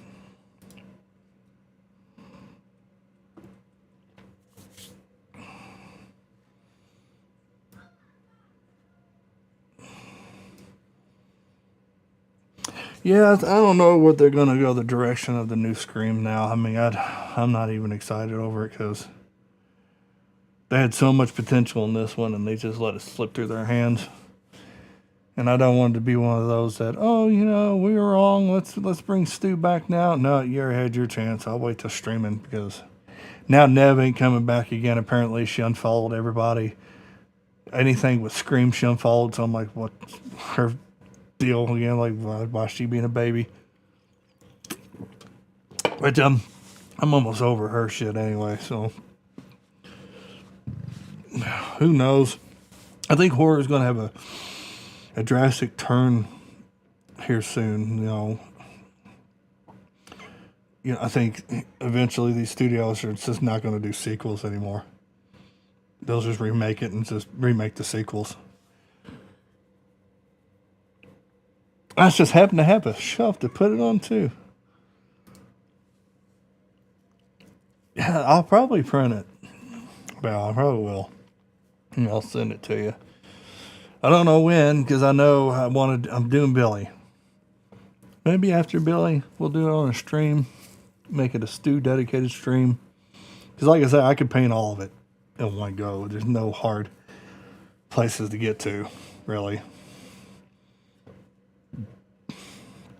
I like to do it in, like I said, transparent. That would be cool. And put a light in there.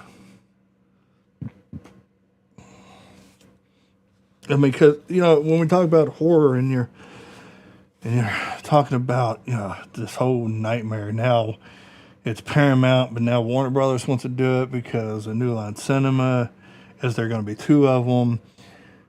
It's going to be a rush to get one done, and that's just going to be a big mistake. What they need to do is what happened with It with Pennywise. Even though Tim Curry was great, they went darker and scarier. And, you know, Bill Skarsgård, that's what you need to do with Nightmare on Elm Street. You don't need to make Freddy funny. You don't need the crack jokes. You know, you need him to be serious and scary. And hopefully, supposedly the rumors is, you know, Warner Brothers has Lee Cronin. Lee Cronin does want to do a Nightmare on Elm Street. I do like Lee Cronin a lot. I like The Mummy. I like Evil Dead Rise. I think he's the guy. Even though I like James Wan to do it, if you're going to make it darker and scary, it's Lee Cronin. I like to have Scott Dickerson write the script, though, because he did Black Phone, Black Phone 2. And Black Phone 2 technically was a Nightmare on Elm Street.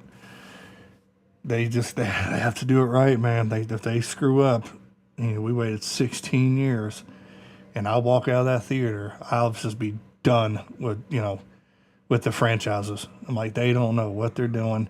They don't want to fucking listen. I'm not wasting my money anymore. Because even though I want to see Freddy come back, I'm excited. I'm a Freddy guy. I am perfectly fine at New Nightmare, the last one. I mean, I got my new Freddy shirt. And on the back says, it ain't Dr. Seuss. So, I like him to come back, but don't mess it up, man. And I'm afraid they're going to. If I hear that Lee Cronin got it and he's doing it, then I'm like, okay, Freddy's safe. He's safe. Anybody else, I don't know. One print's done. What's y'all's thoughts on it? You know, the new Freddy and everything. The new Pennywise is scary looking, yeah. Kind of over screen, but it's okay. I got all the Wes Craven screens back to it. Yeah, that's the thing is, you know, you got this Michael Levy. He looks like Robert Englund and all that with Freddy. But if I want to watch Robert Englund Freddy, I watch all the fucking Robert Freddys. You know, I don't think the studio should go that way. But who knows, man? You know, who knows?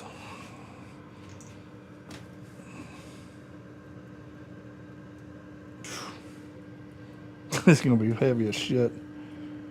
All right. I'm going to lean it forward first.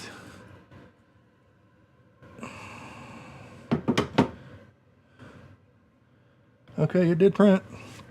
At least that's the one downfall about this is how big the build plate is. When you're looking at the P1 I can take the build plate, turn it forward, let the resin drop off, and turn it back. And sitting here, that's so big, you're gonna have, yeah, look at these spills right here. And usually, where the hell does that resin come from? Oh, it's right here. Okay, because I tilted it forward. Okay. Usually I wear gloves, and I suggest wearing gloves, but I only have a pair left because my 100 pair ain't here today. It's going to be here tomorrow. I'm like, shit. But that's all right, because I really shouldn't have to, like that, peel that off, and I'm going to have this right here. Now, put this bad boy back in here and latch it down. I'll clean that up again. I might print this drip bracket, wherever the hell it is. Clean that off. And this time around, I try to take better care of the printers and try not to get resin everywhere. All right, so now we go to cloud. We did the 2.4, and I always wash it and everything. Then I'll write 2.4 before I cure it. That's why I know what's going on. I mean, it'd be nice if it's 2.8.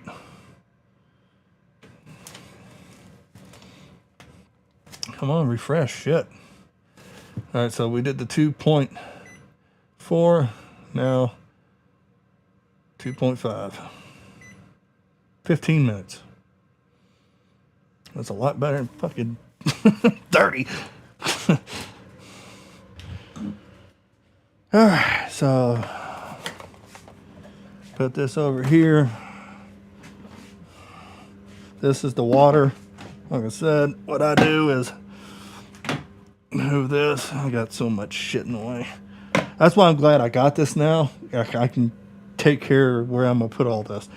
I'm going to take what we just tested, use with IPA, wipe it all off. Actually, before I do anything, I'm going to cure this base to get it out of the way. Hope this son of a bitch is going to fit. Woo! Barely.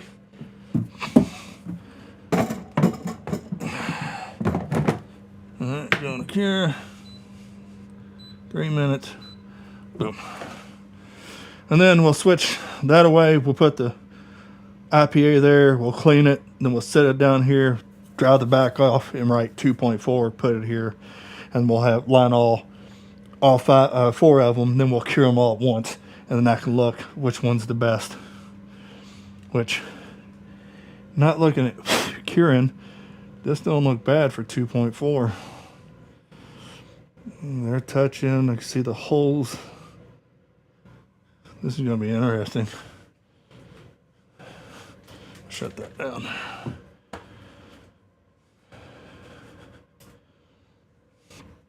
All right.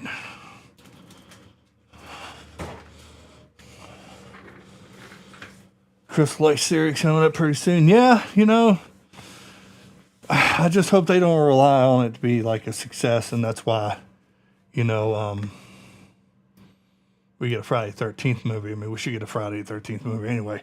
And if there's going to be a Nightmare on Elm Street, there has to be a Friday 13th. I mean, I really thought we'll see Jason before we see Freddy. That could possibly be, because I think the new Nightmare on Elm Street, we probably won't see it 2028. I doubt we see it 2027. Because right now they're probably at the pitch me stage. You know, so it's pitching ideas. And then they have at least 2028. We probably won't see a new Nightmare. I say, if I had to bank on it, a Friday 13th for Nightmare. And that's going to make Nightmare be more successful, because say the new Friday 13th came out and it's iffy. Well, it's like, okay, we got, you know,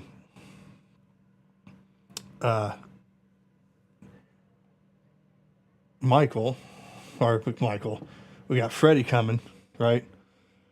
So, I mean, who knows? I think it's going to be, Nightmare's going to be successful anyway, because we haven't seen him in 16 years. I think everybody go see it, and then when they go back to watch it a second time, that's when they're going to critique it. I'm not. I'm going to stop critiquing it as soon as I start watching it. So, I don't know, man. Until I see who's casting and a director, I'm not going all in on Nightmare on Elm Street yet. Because they can say, oh, they're working on it. Yeah, they can say they're working on it. Then 2 years down the road, they come out with it, you know. And everybody's doing the AI posters and everything. And it's like, no, until I see the director and who they're casting, yeah. I'll wait until I actually see it and start reading upon it. All right. The base is good. The base is good. So we'll get this out of the way. All right. And this Pennywise, it's going to be fun. It's be fun painting him in the base.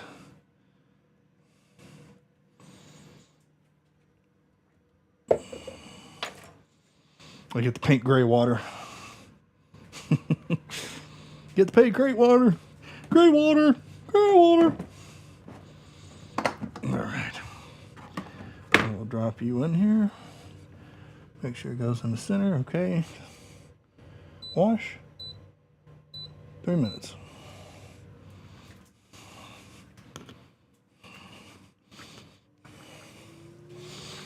Woo! You still on vacation? My last night. I go back to work tomorrow night. Fuck. But I'll tell you one thing. It did not fly by. It didn't. It did not fly by. It felt slow. Maybe because at first for, I think like 4 or 5 days, I was on a first shift schedule. So I was getting up like 7, 8, and then printing. So like when the print was done, I took it out and loaded the other print up and was printing it. So I got, Joker done, Jack Torrance done quickly, Pennywise done very quickly. But yeah, it didn't fly by. And who knows I want to take another vacation the week of October or Halloween, but I don't know. When is Halloween anyway? See the calendar. So it might be Halloween is on a Friday. No, Saturday. So I probably won't take a vacation that week because it's on a weekend. I might take Thursday and probably Sunday off, as I usually do. But yeah, it was a much needed vacation. Got to do a lot of things. Print wise, move the basement around for the new printer coming. So I have it all established how I want it. Like I said, I'm putting the laser engravers over in this room by the window to put the exhaust out, and I'm gonna start laser engraving. Because I know here on the Pennywise balloon here, it tells you how big he's gonna be.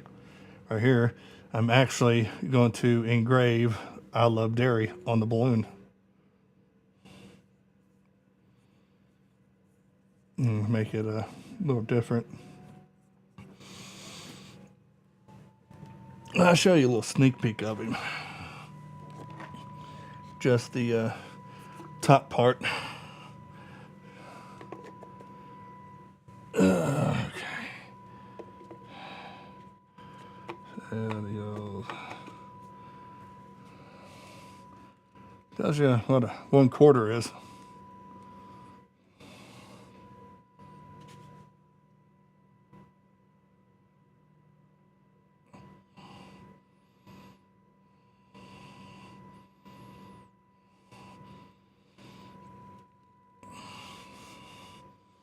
Because in this hand, he's holding the balloon, but it also had another hand that he has claws, and I didn't want to do the claws.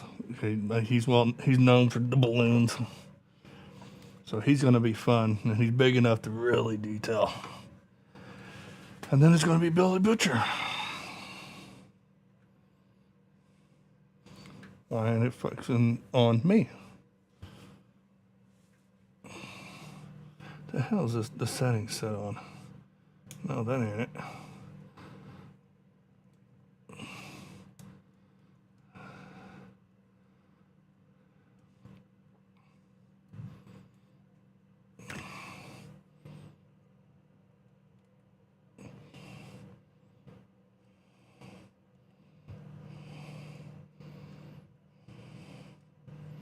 That ain't it.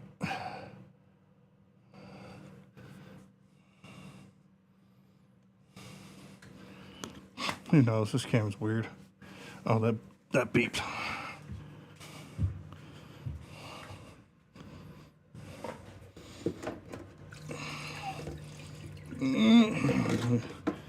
Ow.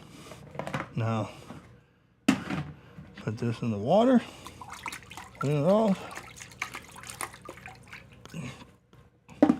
And let this sit right here. Yeah, and there's this guy, which I think I might be working on him tonight while everybody's asleep.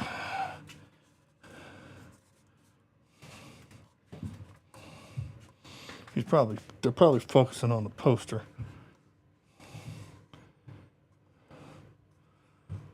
So there's a lot of touch-ups I need to do, but think about like he's probably gonna go here somewhere because he's definitely a wall mount. So, yeah, like I said, I got to touch up the white here, which I don't know if I have any white. Seemed like when I was painting yesterday, I was running out of white. But yeah, his his teeth are sharp as hell. Ow!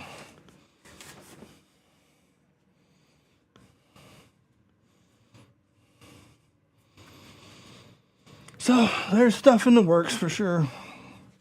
And I already got a message about Bruce. Somebody wants to buy it. It's like, maybe. Maybe not. I don't know.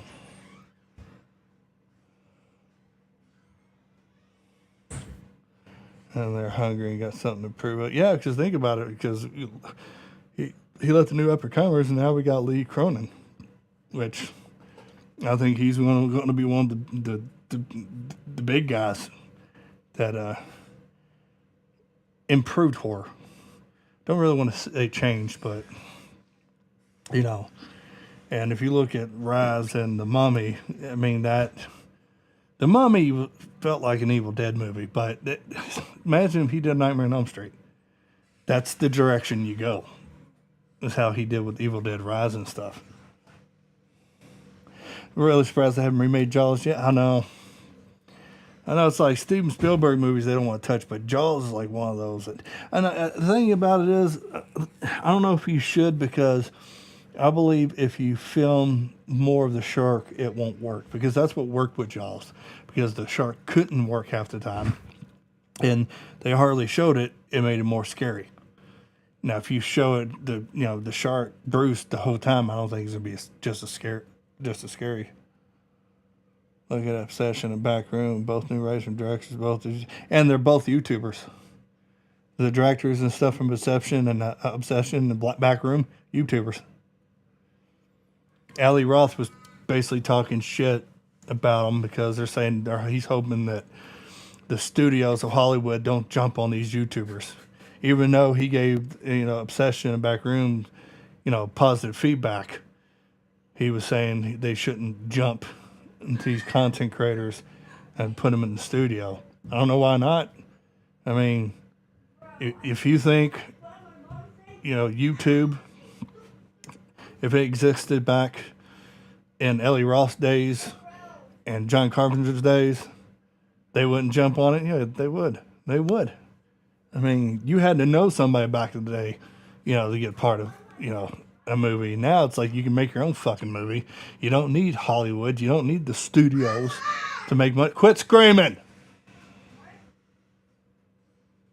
You don't need money, studios' money to make a movie. I mean, you just have a cell phone. You can buy a camera, and there's so many, software, editing software. You don't have to be a big Hollywood guy to make money. People will donate if they believe in a dream or or an idea, because you got GoFundMe.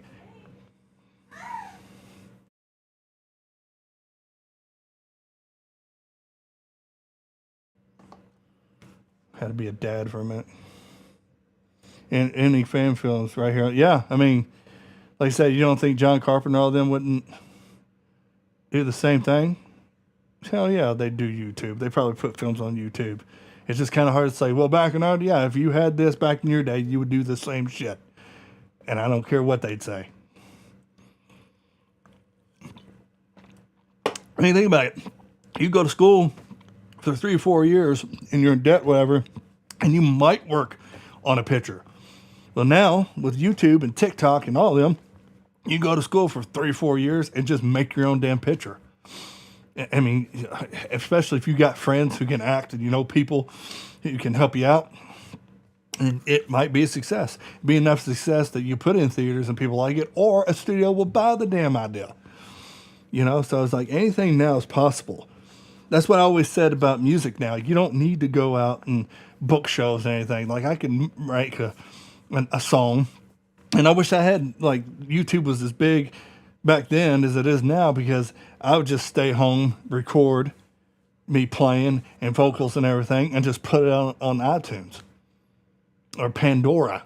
You don't need to go out and venture anymore. I mean, there's like the song the theme song on the channel. That's AI. I wrote part of the lyrics. So now if you don't even play, but let's say if you're a songwriter and you have songs, you can go straight to like AI, put your song in there, tell it what kind of music you want, and then boom. And there's going to be a little sneak peek because I did one. I wrote a song called "You'll Float Too" for the Pennywise statue, and y'all hear it. And that's AI. And I'm not going to say I just wrote it. It wrote AI music, and the lyrics is partially me.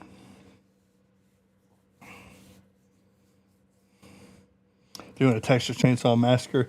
Yeah, I know that there's going to be a show. It's kind of weird that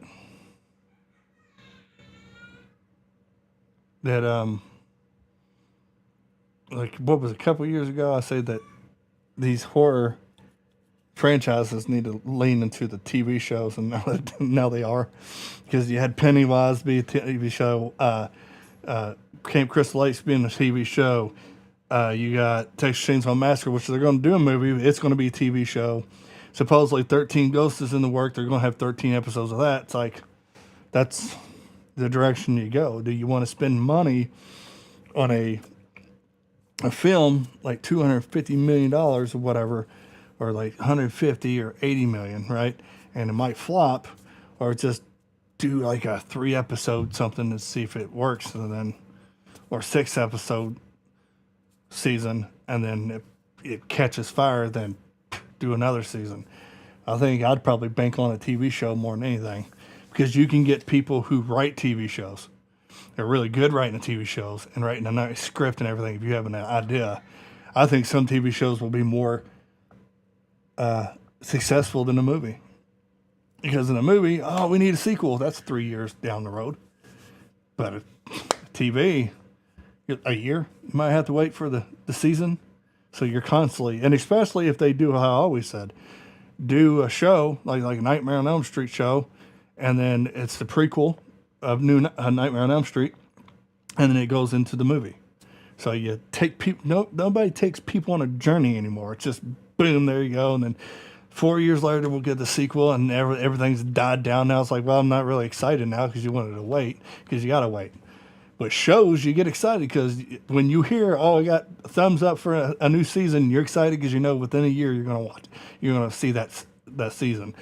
So, and a year flies by. So sometimes I think television and like horror will be more successful in films. Plus, you have the merchandise and everything, more of a show.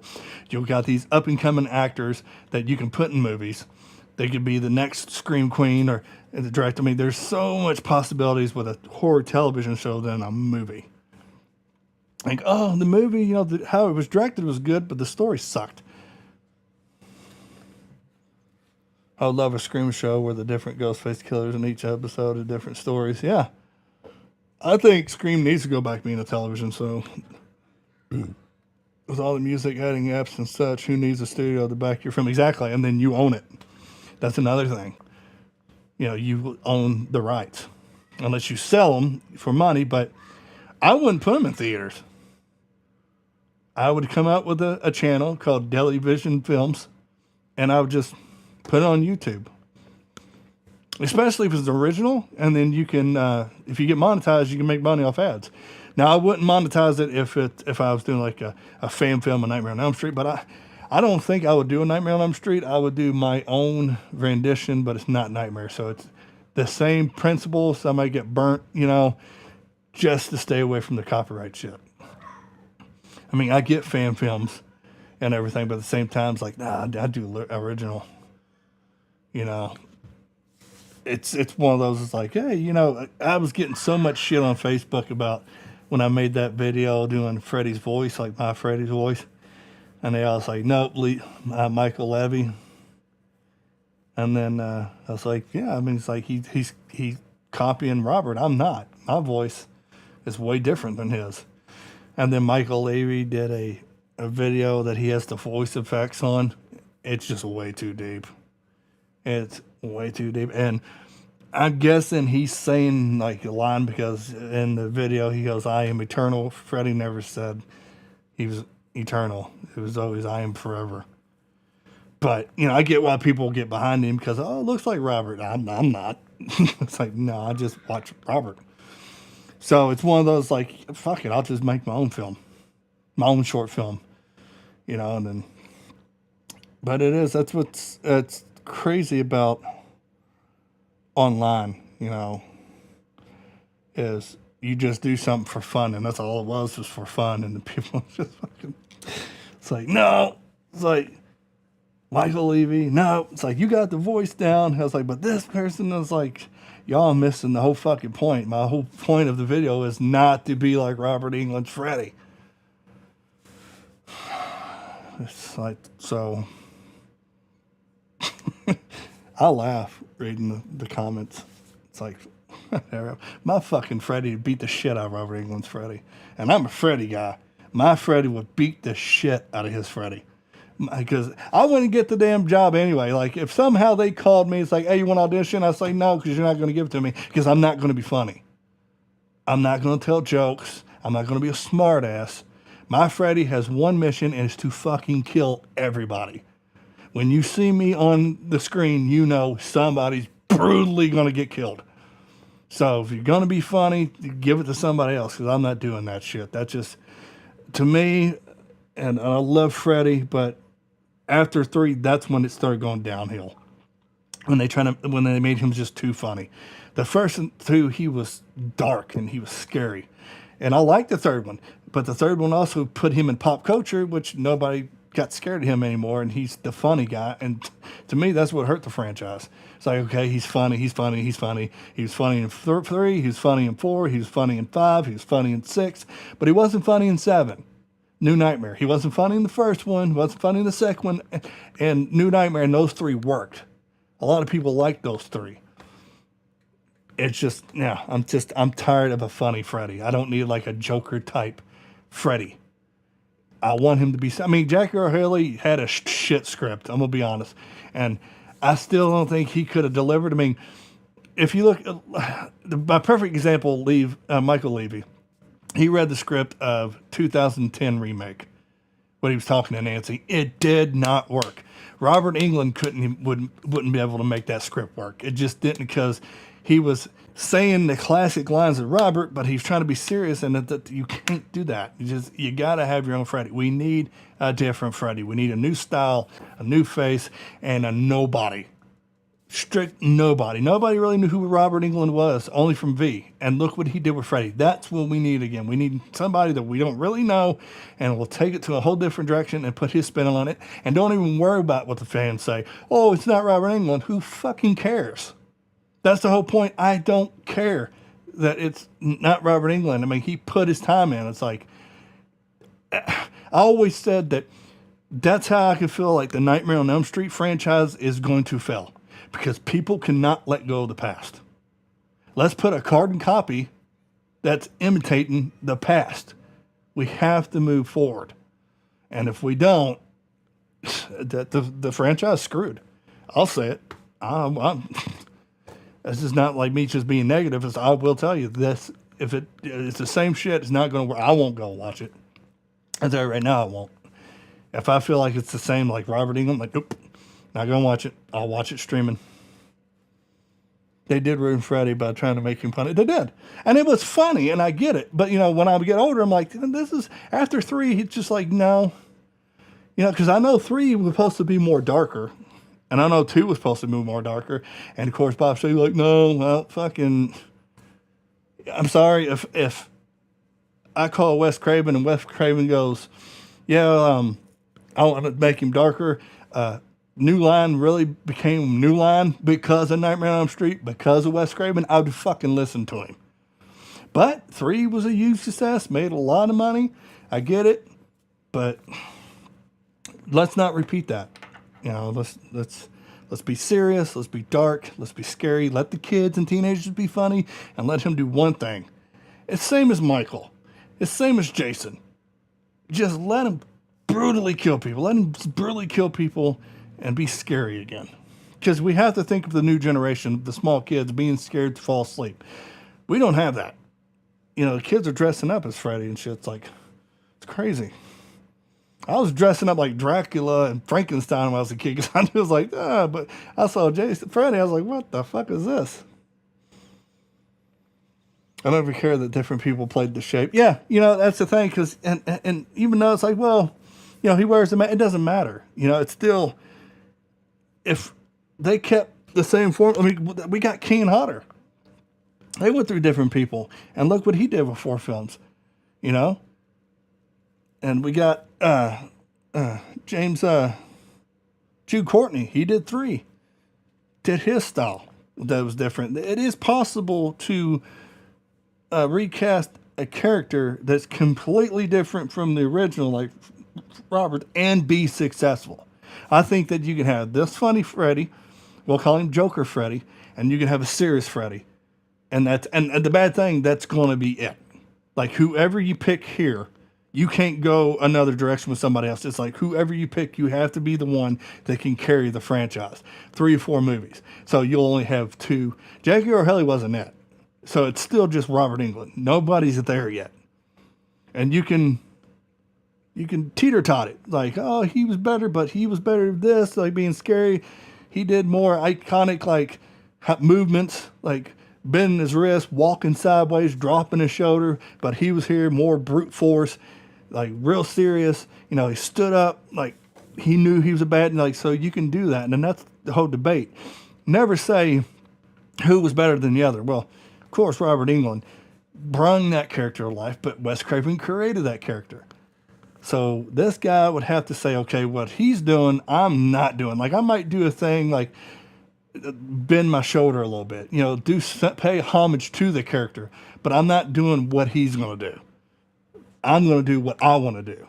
And at that point, you guys just, what the fans say, I don't fucking care if you like it or not. This is my Freddy, and this is how it's going to be.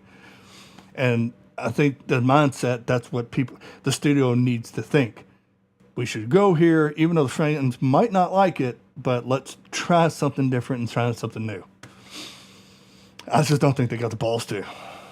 That's why you get a director and go, no, I'm not doing that. It's like, we're not doing the same thing. So I don't go into watching a Freddy movie as a horror comedy. I want straight up horror from a Freddy. Yeah, you want to go there and it's like, dude, he fucked that person up. It's like, did you see how he killed that bitch? You know what I mean? It's like, I was like, that's why I went and saw Jason's like, how is he going to kill some people now? You know, because you know people are going to get fucked up. You know that. And same as Michael. It's like, what's he going to do? It's like, but Freddy's like, yeah, he's going to be fun. Yeah, and it has cool kills, but they're on a comedy level. It's like, oh, that's cool, but like, turn the dude in a comic and slice him in half. Like, what the fuck is this? You know? Like, how could he die? He's a big comic guy. And of course, I'm talking about the 4th one. He's a comic guy. Right? No, the 5th one. It's the 5th one. I always get those 2 mixed up.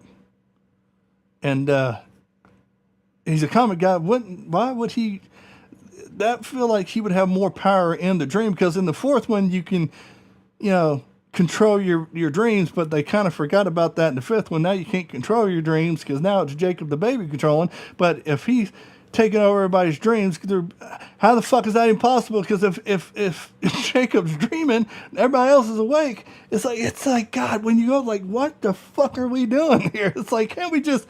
He comes back somehow, and people fall asleep. I don't understand how Jacob's asleep, but everybody's awake, and now he's in the real. That's what they don't need to do. When you have to write all this shit down, like in part 6, the history of Freddy, when you have to do that shit, you're going way overboard. Just make it simple. And Jason Voorhees was always simple. You got the camp, you have the kids, have the drugs, have the sex, have the killer kills the kids, and the killer loses. Simple.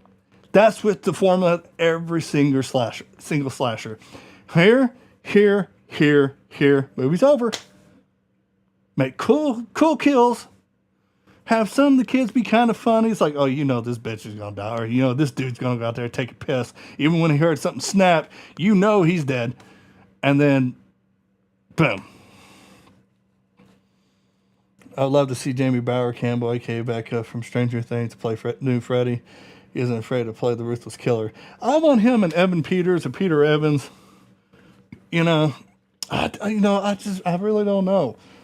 I don't want Bill Skarsgård. I like Bill Skarsgård, but he's Pennywise. You know, it's like, don't go that direction. It's like with the killers in Scream, they're always goofy and have terrible reveals. We need a serious Freddy hearing good reveal to make them serious. Yeah, and you know what? And the Ghostface is always stupid. Like he's always he's always tripping. Right? He is. He's always tripping and shit. And it's like, come on, bro. It's like you're supposed to be serious. It's like you tripping 5 feet. You know, or he stabs, ducks, somebody pushes him, he gets knocked over. And that's not real life, because in real life, if somebody's dressed up like Ghostface and they go to, stab you and you duck and you push them down, they fall, what do you think you're going to do? You're going to beat the shit out of that person. You're going to get on top of it and that person and waylay on them. It's like they're not getting up. It's like you're not getting up breathing. You're not going to exist because you're on the ground, and especially if you dropped your knife, you are fucked. I'm not going to continue right now. It's like, now I have the advantage. And nowadays, like, you kind of got to understand, it's like everybody that Ghostface goes after, like, and not Nev, Campbell's, or Sydney, Nev, they always don't have a gun. You ever notice that? Only Sydney does. It's like, he always goes after Ghostface that people don't have weapons. That's why you can't really film it like in southern Indiana, Texas, because he's going to get shot. What's your favorite scary movie? You're dead. That's my favorite. Yeah, because you broke into my house. It's a B&E. As long as you don't leave the premises, you're done. That's the Ghostface I want to see. That's a scary movie in Texas. Scream in Texas. It's like, it's over in 5 minutes. He is the opening kill. It's like, pow! And then they're sitting out there and they're watching Nightmare on Elm Street or some shit. I don't know. But everything needs to be serious, and I don't know if it's these studios, they think what they're doing is serious, and they're not. Or what fans are they really listening to? Are they really listening to the old school fans or the new fans? Like, oh, well, they're going to watch the movie. Yeah, but these old school fans is the reason why there are movies. So, I mean, I understand that you can listen to the new generation, but you kind of listen to old school, because if it was for the old school, you wouldn't be around. There wouldn't have been a Scream 2, 3, 4, 5, 6. It wouldn't have been, all those Nightmare on Elm Streets and Friday 13th if it wasn't for people like us. So this is who you listen to. But they don't. And it's only going to get to the point, it's like, because now they're streaming, you don't have to go see it. It's like, well, I'll watch it streaming. I'll rent it for $15, or I'll just wait for streaming. And guess what? I sat in my house and it's like, yep, I'm glad I missed this one. I think the problem is the studios are trying to cater to, new horror fans, but they have no idea what the horror really is. They're just into gore, and that's the main thing, into gore. And that's the problem.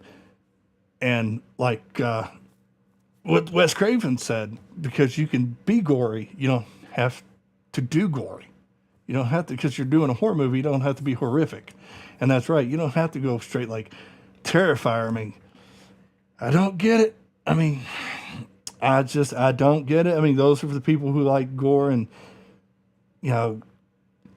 all that stupid shit, really. I mean, and I was young. I mean, I think, honestly, if I was younger in my 20s, I probably might watch Terrifier. Like, what the fucking point is this? I like Stalk and Slash. It's don't have to be really brutal, but it's like, I mean, I kind of want to say I get it, but I don't get it, because I'm like, all three of them, I watched them. I'm like, why am I watching this? What's the reason why I'm watching this shit? And me and my wife would be laughing watching it. It's like, what the? You hear what you hear in the house. It's like, what the fuck? You hear that a lot. It's like, why am I watching this shit? It's just, I don't know. I mean, but people like that, the gore porn. And Saw was technically called gore porn. I remember saying it.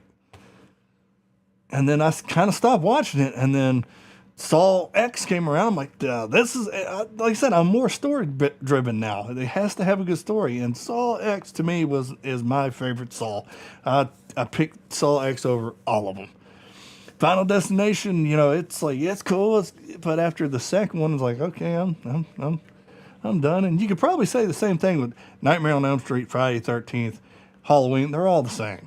Yeah, you're going in, you know the bad guy's going to lose. That's why they need to change. Sometimes the bad guy wins. But I think we're all driven because, one, we want to see the killer. We want to see what kind of interesting kills, right? And how they're going to kill him.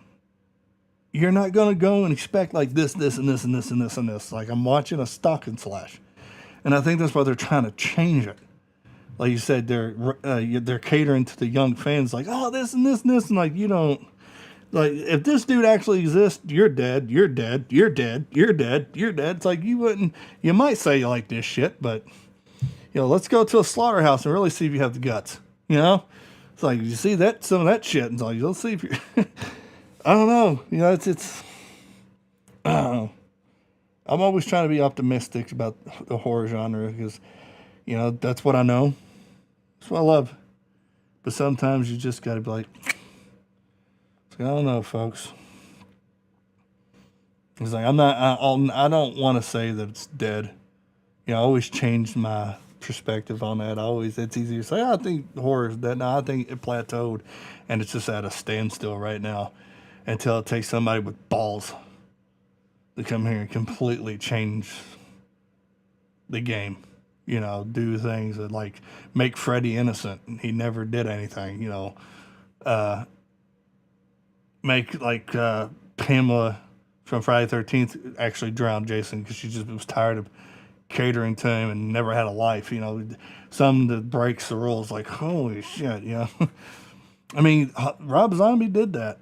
If you think about it with Halloween, he gave Michael a reason why he did, and everybody hated it. And that's why I like it, because it changed the rules. He broke the rules. The one, cardinal rule, Michael just kills. That's how you change the game. No, actually, he got beat. This is why he did it. And he gets crucified for it. But stuff like that changes the game. And at this point, it's either we're letting these YouTubers take over because they're not doing the studio shit, or you change the game, you break the rules. New horror fans don't care about character development, atmosphere, music score, and such, just how much blood and guts they're going to see. Yeah. And then they won't go see really the second one, Yeah, it's just the diehard fans, like, we're going to see, even though we might have hated 7, If I seen this trailer for Scream 8 and I go, I'll go see it. There's something that has to spark my curiosity for me to go see it. As of right now, no, I'm not going to go see Scream 8 unless I get that little curiosity. Then I'll go. I can see something for 4 seconds and it makes me go, I'll go watch it. Because that's how you get me. If you spark my curiosity, I'm going to go watch it. I hate it, but it was different. I'm saying, I'm not going to try to change people's perspective on Halloween, but that's what I'm saying. When you break the rules, that's when it changes the game. And I think that's what horror needs, that shift. Because people are going to hate it. People are going to love it. People are going to be like, you're not going to please everybody. I think these studios and these directors need to get that in their head. You're not going to please everybody. Just try to do the best that you possibly can. Because you'll get the love, you'll get the hate, you'll get the and you'll be like, I'll wait for streaming. I only hate it because my love for Halloween comes from the mystery. Exactly. But like I said, he spun it, and it made you go like, what the fuck? But that was the whole point.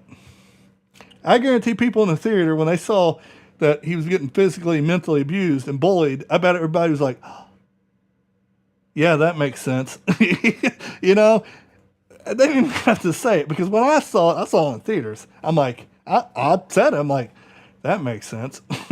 Yeah, bullied. Yeah, stepfather, that, yeah, check, killing animals, check, serial killer. But I was one of the guys that wanted a reason. For me, because he's just evil, was never good enough for me. And I know that's crazy. I've always been like that. I like how he looked in the first one. That's about it. But I've always, that curiosity that I have is like, no, what really made him snap? There has to be a reason. So, I mean, I don't know. And then we're talking about they might be making another one because the 50th anniversary. Just do a fucking documentary. You know, give us some untold shit. We don't need another reboot. You know, how many times we're gonna go back in the story and realize like, okay, he's just evil. Because I guarantee that's what they'll go. They'll go like, oh, he's just evil. It's like, oh wait, we already done this in '78. We don't need to do this again. This is what I kind of like about Spider-Man, Tom Holland. They didn't go over the same shit that we knew, that he got bit by a spider and he lost his uncle. You know, we didn't have to revisit that shit. That's what we need to do in horror. We don't need to revisit it. I give him kudos for going a different way. Yeah, you know, I'm just saying, you don't have to love Halloween, Rob Zombie's Halloween, but you gotta kind of give him respect that he had the balls to do what he did. Because you're talking about, besides Scream, Halloween has some brutal fans, like brutal fans. And him going that direction, you kind of got to give him, like you say, kudos. Like, bro, holy shit. And then he wanted out of it because he was dealing with the Weinsteins. So it's like, how much of it was really him in the studio? You know, if you watched the Howie Mandel interview, I watched when he was on it. And you had one of the studio's executives said, oh, they don't like this film. It's going to be shit. Nobody's going to like any scene. Then when he did the second one, he said he loved the first one and all that. It's like, that's the shit you do with Hollywood. I'm not going to Hollywood. I couldn't do it. I'd get fired. I'll hit somebody in the mouth. It's like, just get the fuck away from me. You know, just give me the money and let me do my movie. I don't care what you think. Well, I don't care. If you don't like this, I don't care. You're not filming it. You're not directing it. Get the fuck out of my face. But you can't do that because you can't get money, and you can't get money, you can't make a movie. Well, that's how it used to be. Now you get a GoFundMe and you get people, you know, support your idea. You can do whatever the hell you want. And maybe that's where horror needs to go, is to GoFundMe. You know, Halloween's my favorite franchise, but I'm not looking for another movie, even for 50th. I agree. Give us a behind the scenes. Yeah, give us a good documentary. Because I want to be part of that documentary, because I'll be the first one. Jamie Lee Curtis, like, how do you... I want you to explain how you're all about the film and all that, and then about 3 years later, you just completely shit on the fucking film. Like she did in Halloween H2O. She was all about it, and then she just shit on it. Now, with the trilogy, she said if I knew it would be a trilogy, she wouldn't have signed up. How the fuck did you not know it was a trilogy? There had to be a contract that said 3 movies.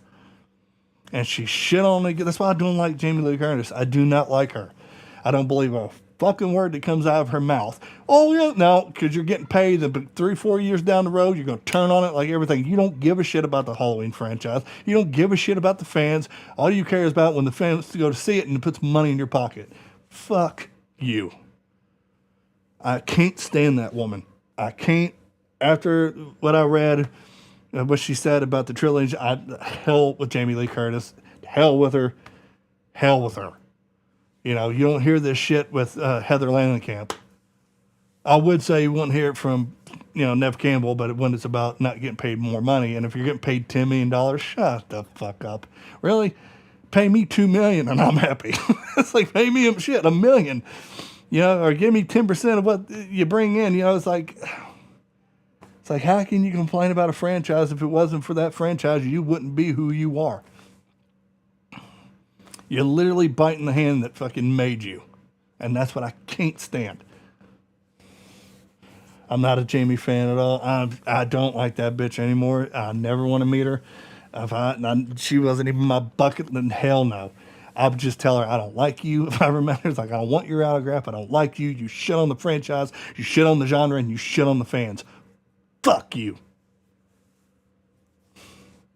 That's why I don't go to conventions. Because I'd get kicked out. I spent $80 at the convention and I got kicked out in 10 minutes. And this also goes with Robert Englund. I love Robert Englund and I really want to meet him. But you can't take pictures of him with your cell phone. I got a fucking problem with that. I do. I'm like, really? Because it wasn't for me.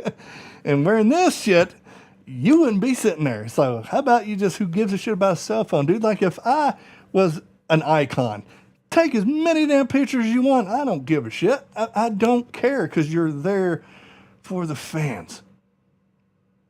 they're the reason they're staying in that line because you played a character that they liked and you played it a certain way that they loved and they want more of.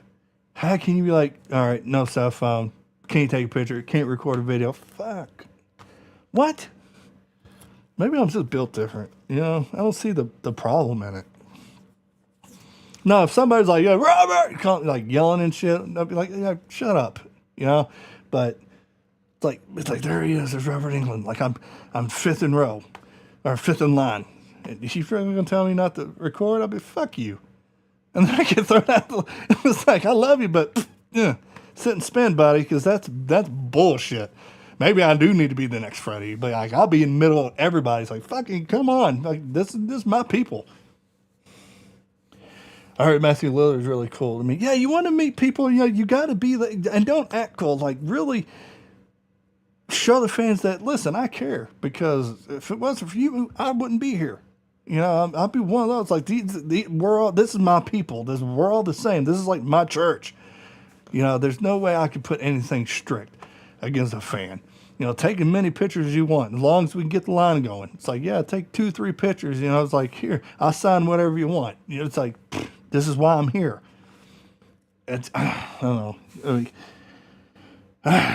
maybe I'm glad I'm not in like the industry.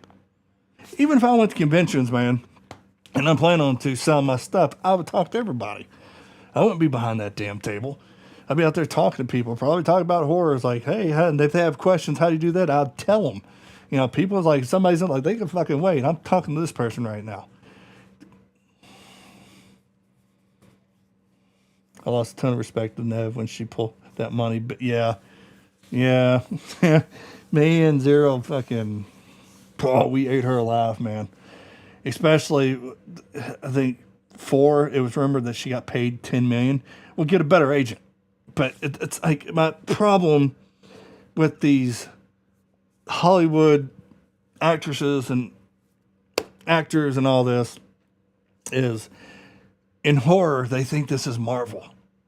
Horror ain't got that Marvel money.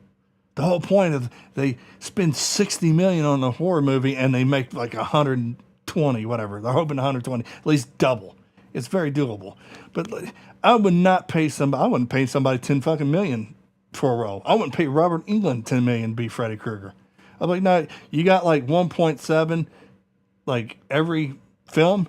I'll give you 3. Okay, because I know you're only going to be here for a few weeks. I'll give you 3. If not, well, recast. It's as simple as that. It's like this ain't Marvel. We ain't got that type of money. But so like she wanted $10 million, and for what? Like the 5th one, probably she was in it a total half an hour. Now I understand. It's like, well, how many days she was shooting? Yeah, it's just that's what her job is. Let's go to somewhere, pretend to be this person. Not bad for $10 million. I mean, I pretend to be somebody all the fucking time for free. So, like I say, you don't have to give me that much money to make me happy. You put me in a movie, let me plug it on this channel. Let me show the first trailer. You know, it's like I'm cheap, but it's always about money, and that's what's going to kill the horror franchise. I would ask him to do the Shaggy voice. Though supposedly he's coming back as a live action as Shaggy or animated. I didn't read about it. There was something about it. I don't know if it's another live action or it's an animated he's gonna do. I don't know, you know. But horror's weird nowadays. It's like it became almost everything. Well, like everything else. You know, horror that used the odd kid, like in horror, you know. Now it's like, oh yeah, it's like Walking Dead changed this shit. Let's be honest. When Walking Dead came out, that's when horror really became pop. I mean, Nightmare on Elm Street became pop culture in the 3rd one, but horror became pop culture for everybody. When you have like 50, 60-year-olds watching The Walking Dead that never really watched horror movies. And the only difference between The Walking Dead, it wasn't really about the zombies. They was like the extras. It was a story, but ever since Walking Dead, it's like that's where they catered to. I mean, Walking Dead, Dead City's still out there. It's like, why are we still doing Walking Dead? You know, it's really weird. Which the print is done. All right, so there's this one. We just got 2 more.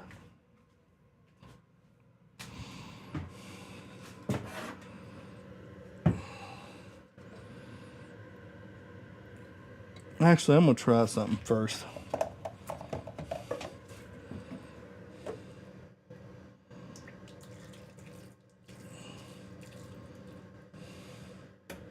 Ow!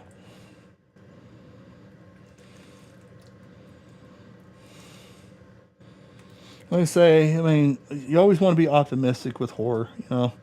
And I think that's why I'm really liking getting behind 3D prints now, because I don't have to worry about that shit. I just paint them. You know, I can, when I'm painting like Jason or like I'm painting Loomis, I can remember like where I was at watching part 1 or part 2, 3, 4, or 5. You know, it's like I remember sitting on the couch and doing this, and he was delivering this monologue and everything. It's like it brings back memories.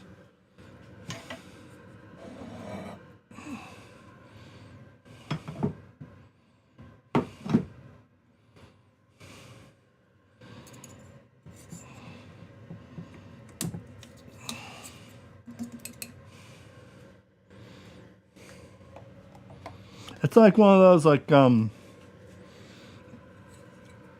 that's why I miss Steven. I really miss Steven because I guarantee we can have a good conversation about Scream 7. And my honest opinion about it, if Steven was still here, and I asked him, like, Steven, where I'm at with Scream 7, I like the Stu Macher stuff.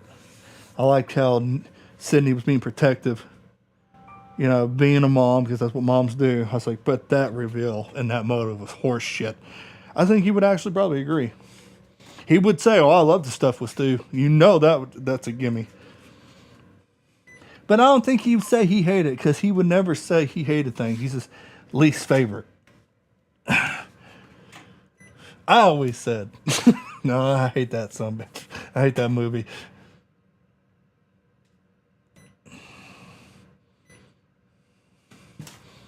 You know,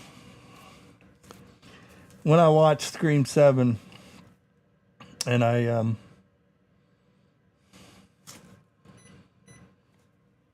when I saw Stu pop up, instantly thought of Steven. It's like, man, I can imagine the look of his face right now.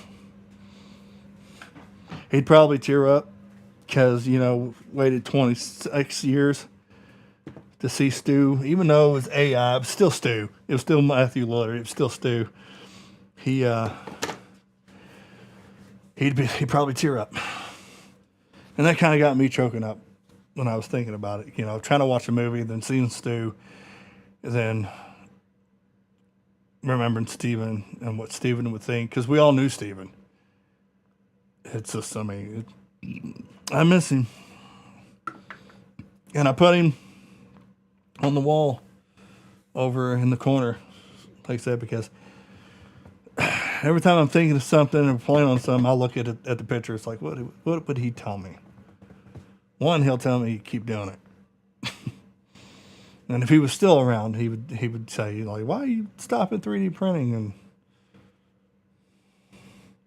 he would have hated how they did Stu thing and calling Stu truthers idiots. Yeah.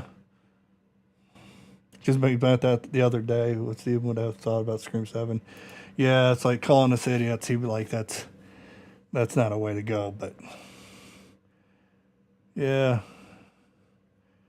I was thinking about him last night too. It's like, man, I really wish he was still here. Saturdays ain't the same. Like because I got a TV. Of course, I got the TV above my workbench, and I'll watch YouTube videos, or I watch movies, and I'll be on YouTube, and it's Saturday, and I'm so used to seeing Steven, you know, stream on a Saturday. It's almost been a year now, and just sucks, man. Like the good ones go, and the assholes stay. You know, it's like, because there's some people I'm like, really? Yeah. He was just a good soul, a good person. He never see bad in anybody. And those people are rare. And as you can tell, he's not around anymore, so I'm cussing more. So, it's your fault, Steven. Because of being around Steven, I ain't cuss as much. Because it's not like he say, hey, you need to calm down, cuss. He never said it, but it's the respect thing. It's like, maybe I shouldn't throw that many F-bombs unless I'm going to be funny. And then, you know, I kind of want to talk tonight and see if we can bring back the Friday night or Friday morning matinee.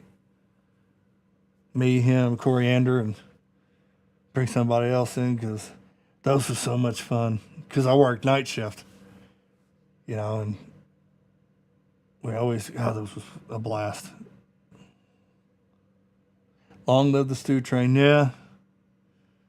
Yeah, I'm never giving that up. Even though they fucked it up in 7. You know, it's like God, why would you write that stupid shit? And it's so bad. Why did, you know, what's his damn face? Who directed it? I was completely draw a blank. The original writer. Yeah, I did. Why am I drawing a blank right now?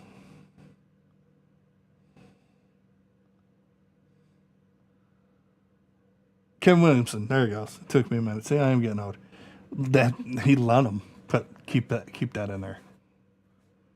And then when he said he filmed a shot that Stu was alive, he goes, "Oh, I didn't. You know, when we tested it, didn't test well." And he goes, "And say he's alive. It's kind of far fetched." I'm like, "This is a fucking movie. That's not far fetched. It's a movie. These ain't documentaries, so you can go off the walls." I mean, and here's the funny thing about it is, if you watch Scream 7, and my young writer, 7 years old, he wanted to watch it. I'm like, all right, let's watch it. He watched the whole thing. When it was in the opening scene, and it was the couple in the A and B, and he goes, there are podcasters that has theories that he's still alive. I wonder if they're talking about Stephen Knight. How many podcasters talked about Stu being alive and have theories? There's not a lot. Well, there probably are now, but I know it was only really Stephen Knight, Killjoy Jake, Sister Pam. So I think that's who they was talking about, the podcasters. I think that's who they was talking about. I told my wife, like, you think they're talking about Stephen and them and us? Because for a long, that's what we talked about. It's like, what other podcasters?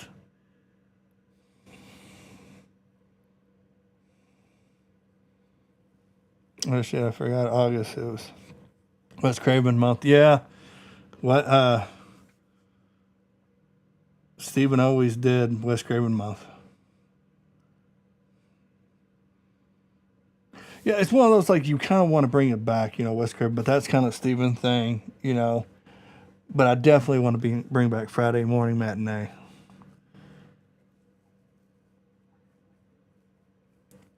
And we knew they were talking about it. I was like, it had to be them because I never knew anybody else that did it, you know.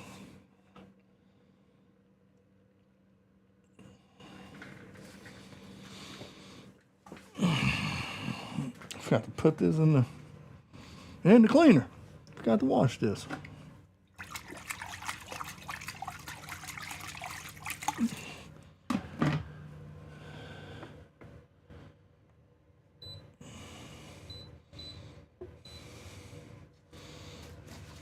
I mean, sometimes, like I was like, I like to bring the happy horror hour back, but I'm really enjoying doing this.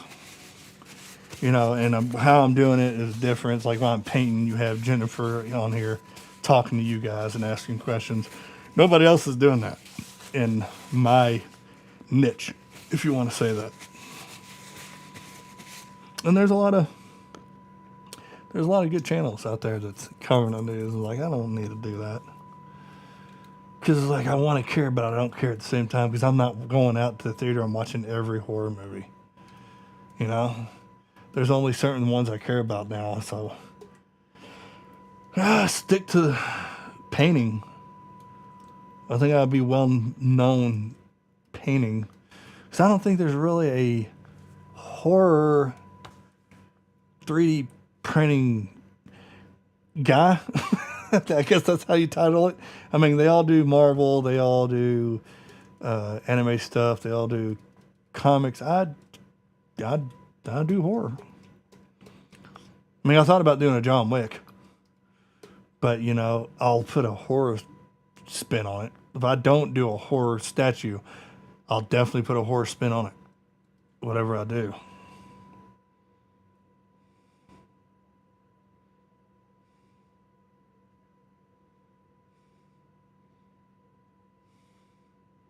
Steven was even mentioned in the trivia bonus part of the movie. BM. Really?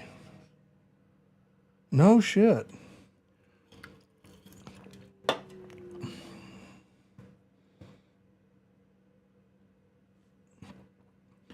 No shit.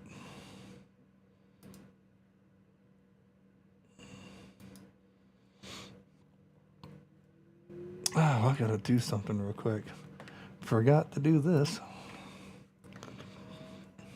Hell, it's already been 3 hours since I streamed. It don't feel like it. Tough. I'm having a good time. Having a great time.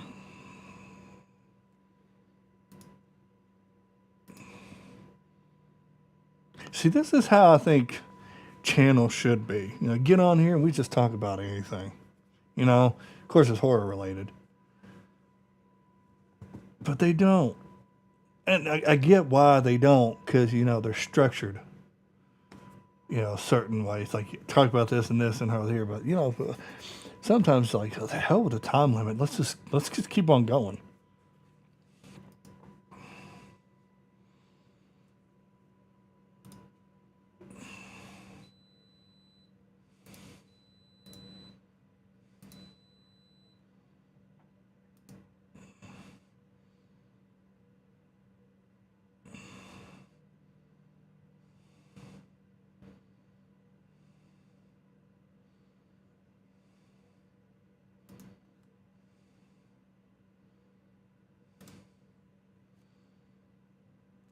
I forgot to add you a moderator.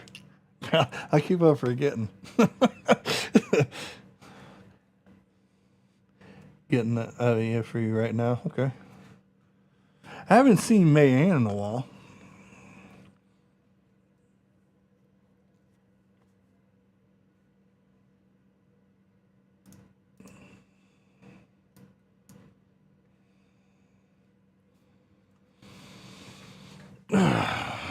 I need to get a computer chair.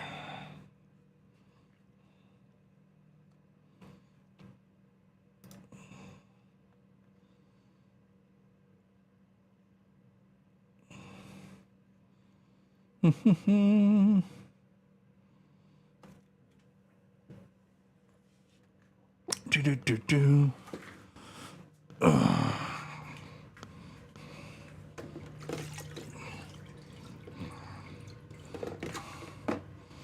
I tell you, when I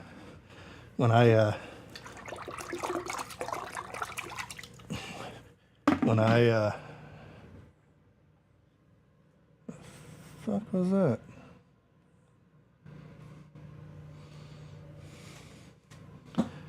When I eventually upskill a model, I hate to see how fucking heavy that thing's gonna be. See, this is kind of, I gotta look on the P1 because it's stirring the resin. I don't think the regular P1 has that. It does it for 10 minutes. Making sure, I guess, all of it's the same temperature. If not, they need to do that on the P1. But then again, it is a bigger printer and more resin. because it does it it does it for 10 minutes, then it prints. You know, as long as the shit don't fail, I don't care. Like I said, I don't rush prints. Take 10 minutes to do it. As long as I get a successful print, I don't care.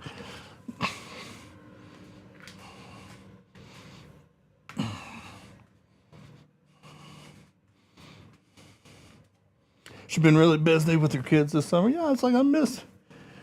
Man. All right, man. Hey, man.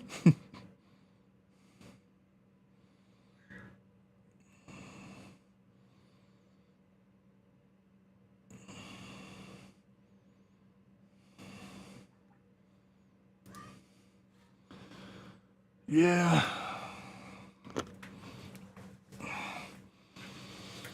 So, yeah, after Billy Butcher, I don't know where. Well, actually, I could probably start printing his head on the P1. I could do that. Because, I mean, I should start printing on him now because I know it's going to take a minute. Because we're going to prep Pennywise. And then start painting him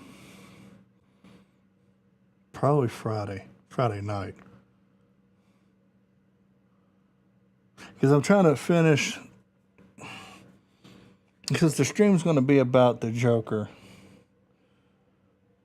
So I'll finish the Joker on Friday, then we'll just hang out and talk. Because that's the thing, is you're trying to plan this. And I took the Billy Butcher stream off for next week, because like I said, I don't know when we're going to prep him and when we start painting him. You know, I don't want to get on this rush and it feels like I have to do this. Then I'll get bored again. And I don't want to get bored, so. But I know being on the P1 Max, majority of the prints is on that build plate. So it might take me 3 days to print it, 2 days, as long as there's no fail, which it stirs that there shouldn't be. I don't know. Gotta play. I want to do a dragon too. For some reason, I'm on a dragon kick. So I want to do a kick-ass dragon. And we got that werewolf print, which that's going to be a mess. Who knows when I'm going to do that, son of a bitch. Imagine a Scream 7's opening was the ending, and Ghostface pulls off the mask and Stu watching his house burn. Yeah, you know, I was really hoping that. I thought it was going to be a sister, because it would make more sense of a mocker burning down the house than anything, but it's like you don't know the thought process, like how much of it was structured, how much they actually had, and then they went in. It's like, okay, well, let's do this and change this, and it'd be probably tiring to work at a studio because it's constantly changing. It's like, can't y'all just stick with fucking one thing? It's like, what was wrong with that idea? Well, if we do this, who gives a shit? There's the sequel. You know, you do this, then the sequel, we can explain this. Can hardly wait for Scream 8. I don't know. It's like, if I get curious, I'm not really excited about Scream 8. Because like I said, that Tatum didn't really have a good enough arc to take over the franchise, in my opinion. So if you're going to have her take over the franchise, I think it'd be a big mistake. Because look at Scream 5, you know, and you look at Samantha, her arc sucked. But she had an even better arc in 6. Yeah, I don't know. Do you rely on her daughter taking? I don't. I think it should just be a new face. You know, because there's survivors. In 7 movies, there's survivors that you can go off of. You know, where do you go from here? You can't constantly rely on the Prescotts because people are going to get tired of it. They're like, okay, we're done. And then they're going to beg for a remake. Well, probably not beg, but it wouldn't be surprised if there's going to be a remake. It's like, well, you keep on making about the Prescotts. From Scream 5, Tara, Sam, Chad, Mandy, record the Core 4 and Scream 6. And Core 4. Yeah. And we all know Steven was the only one that came up with Core 4. Nobody else said Core 4. Nobody. Nobody.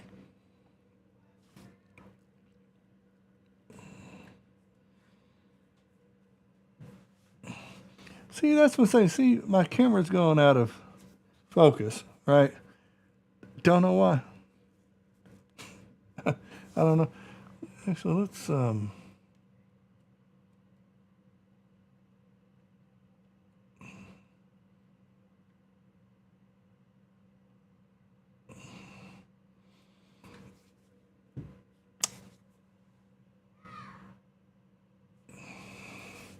right.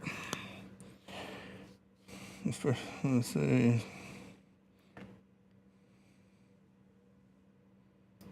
There we go. First to this main character.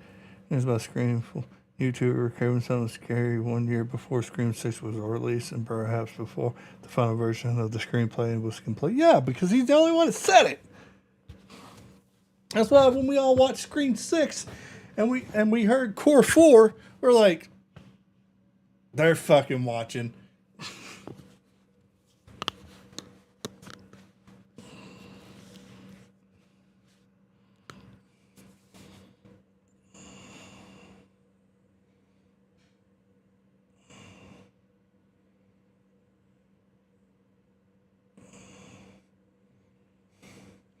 I wonder if Steven knows that. If he ever knew that. That he was on that.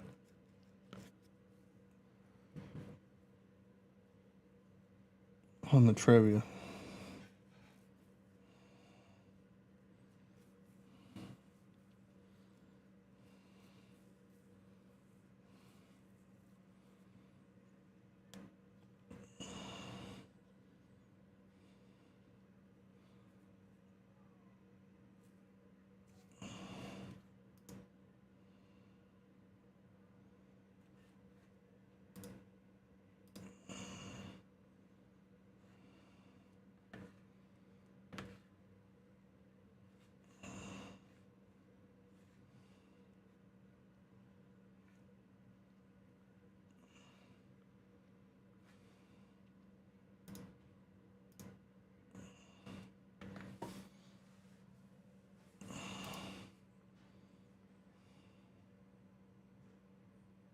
Yeah, they was definitely watching Steven's channel. They can't say they're not, because I'd call them a bunch of liars. Call them a bunch of liars. It's like, you lying sons of bitches.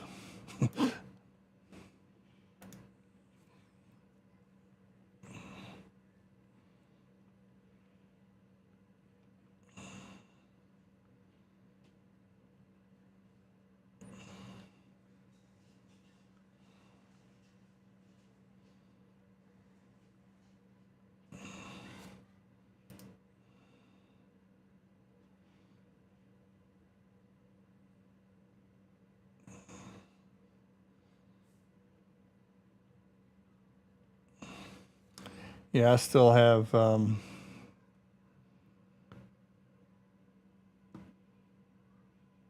this 3 years ago. I'll never delete this. This is when I made Steven for his background because he used StreamYards. Yeah, I'm never. All this is customized. This Michael is actually an action figure, and put the shed on his fingers. That didn't actually have blood on the knife. I added that. I was like, dude, we got to fix. I told him, I was like, we got to take care of your your background because this is crazy something. And there's a knife with a hand. I was like, I gotta take care of you. And then I also did his banner on YouTube. But yeah, his two favorite figures, Ghostface and Michael.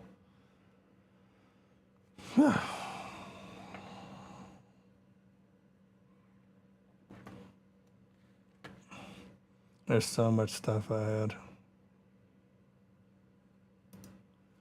See what else I got on here. I wonder if I have anything with night.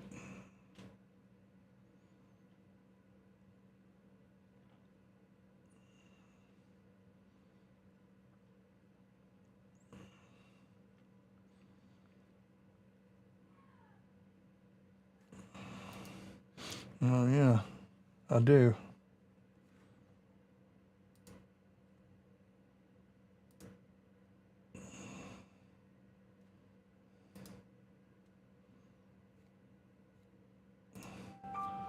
Yeah.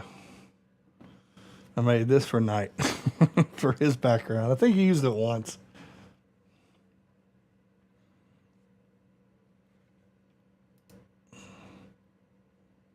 You're welcome.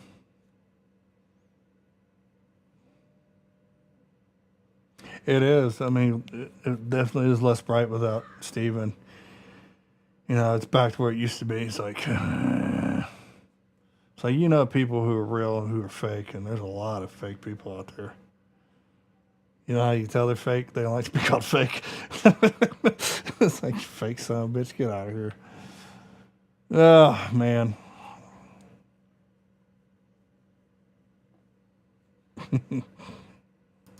I got a lot of old stuff on here. Like I said, it's like I knew I had something with Night. I think that's.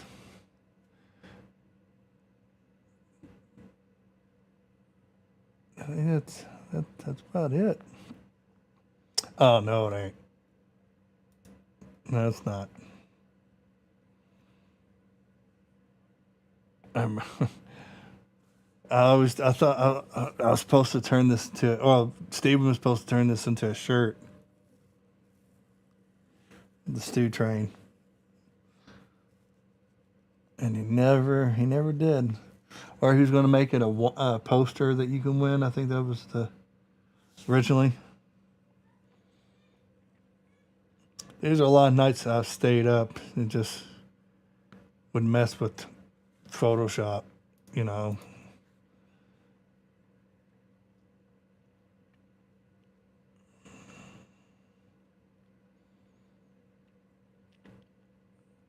And I've been messing with Photoshop for so long. But I ain't a pro at it. I just know how to do some certain shit.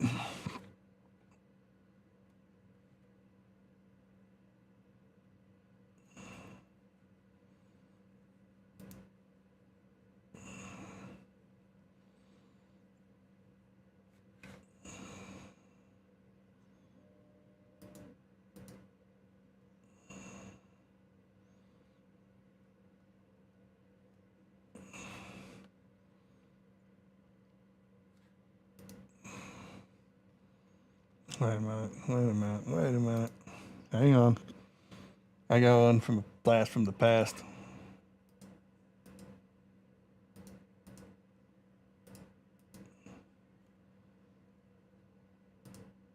What? That ain't it.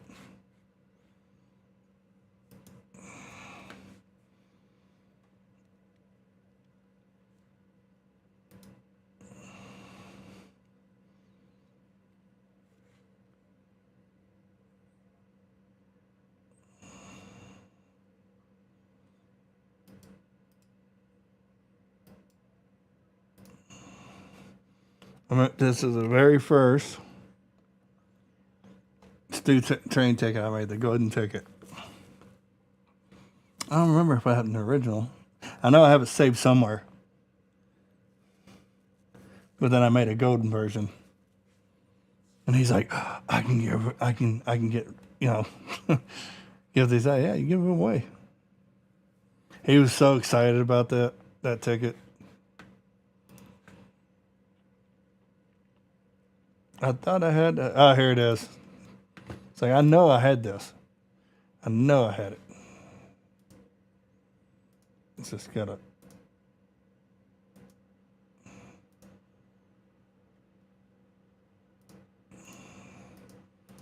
Gotta remember what order.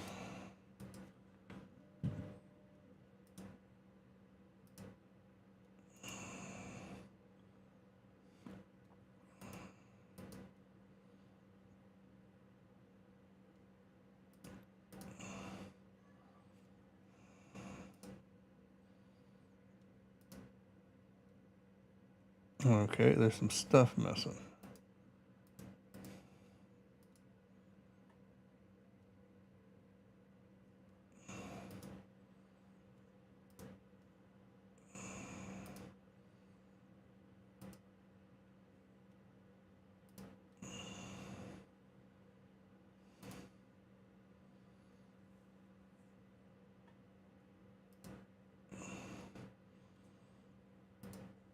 I was not well organized. this shit is everywhere.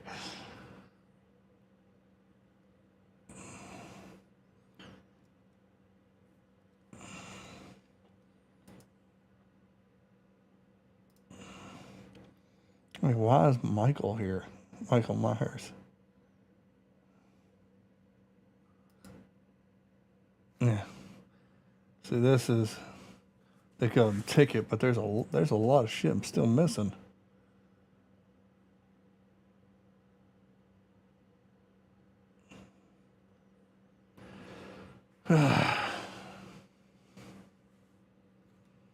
Yeah. So the original around here, so there's a bunch of shit missing.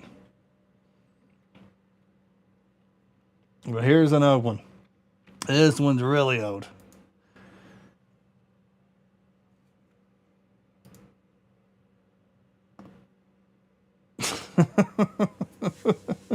Jar Jar Minks always making fun of Mindy on Scream 4 or Scream 6. She ain't no Randy. There's no Jar Jar shirts or anything. I was really hoping to see a Jar Jar shirt on Scream 6 or 7. Like, I knew they thought my joke was funny.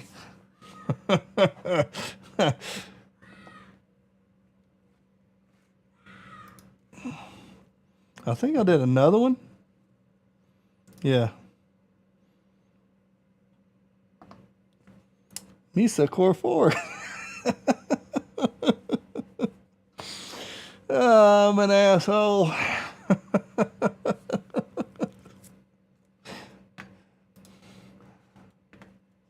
That's impressed with that picture. I'm on the store right now, and the golden ticket is on shop as well. Look at it's the Stu Train Collection too. Okay. I love the air you etch of him. Yeah.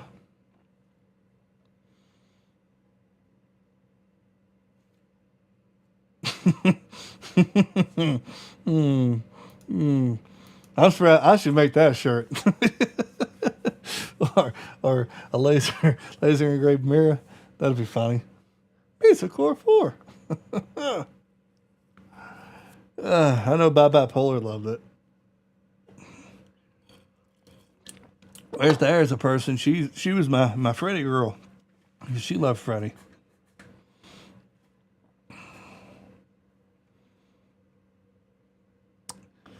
Good times. A lot of good memories. I like before we were streaming, we would say some funny shit, man. You know, be crazy, we energetic. You know, we're excited about the stream. That's why a lot of times, like me, Knight, and Steven, when we get like start the panel together, that's why we're laughing, because we just come up with some funny shit. Of course, Steven being the innocent one. I don't know about that. Like I told him, he was like, "You ever thought of, you ever thought about doing an OnlyFans, craving something scary, craving something sexy?" Because I craving something sexy, because I'm what did I say? Craving something sexy, and it was like sexy all the time or some shit. It was just like craving something scary, yeah, craving something scary, sexy, all the time. he's like, no. It's like, and then we go live and we're laughing and nobody has any idea what we're laughing. That's the type of shit we laugh about. Or we're making fun of a certain character or whatever. It was fun. I missed the panels with the boys. Because you never know what I'm gonna say. Yeah, I always felt like I was the odd man out. You know, I walked to a different beat to another drum. You know, I never wanted to. I agree with a lot of people, but there's some things I wouldn't agree with, and I'm not afraid to state it. H2O is better than the New Nightmare. Fucking get out of here. There's no way. Oh, he was. He didn't expect it. It's like, you ever thought about doing OnlyFans? Craving something sexy? All sexy? All the time. No. It's like, or I always like it when they're talking about, always talking about selling, like, become a member. It's like, and if you don't remember, if you become a member, it's like or don't become a member. I always say like a puppy dies. I cut him off, and he's like, "What?" It's like, but that's where he was going, right? It's like if you don't become a member, a puppy dies. No, I read that wrong. You were the wild card. I really was, and that's where it worked. We all just, we just blended in. You had Steven was always the innocent, the serious, just dad, right? Knight was the cool uncle, the cool brother, and I was the weird uncle. And then you had Coriander that was keeping everybody in line. But then when she starts getting nasty, then I wind up getting nasty, and it's funny. It's like, well, Steven's not stopping us, so okay, here we go. But yeah, we all blended so well together, and you can't force that, and you can't think you can create it. It just happens organically, and that's why I miss the streams. And especially when we was doing the game that we eliminate movies, and you think about eliminating Scream. Whoa, I never believed Steven had a shit list until we started playing that game. I was like, Scream, what? It's like, sorry, bro. It's like Scream ain't beating Freddy. It's not happening. Without Freddy, you wouldn't have a Scream. So. That's yeah.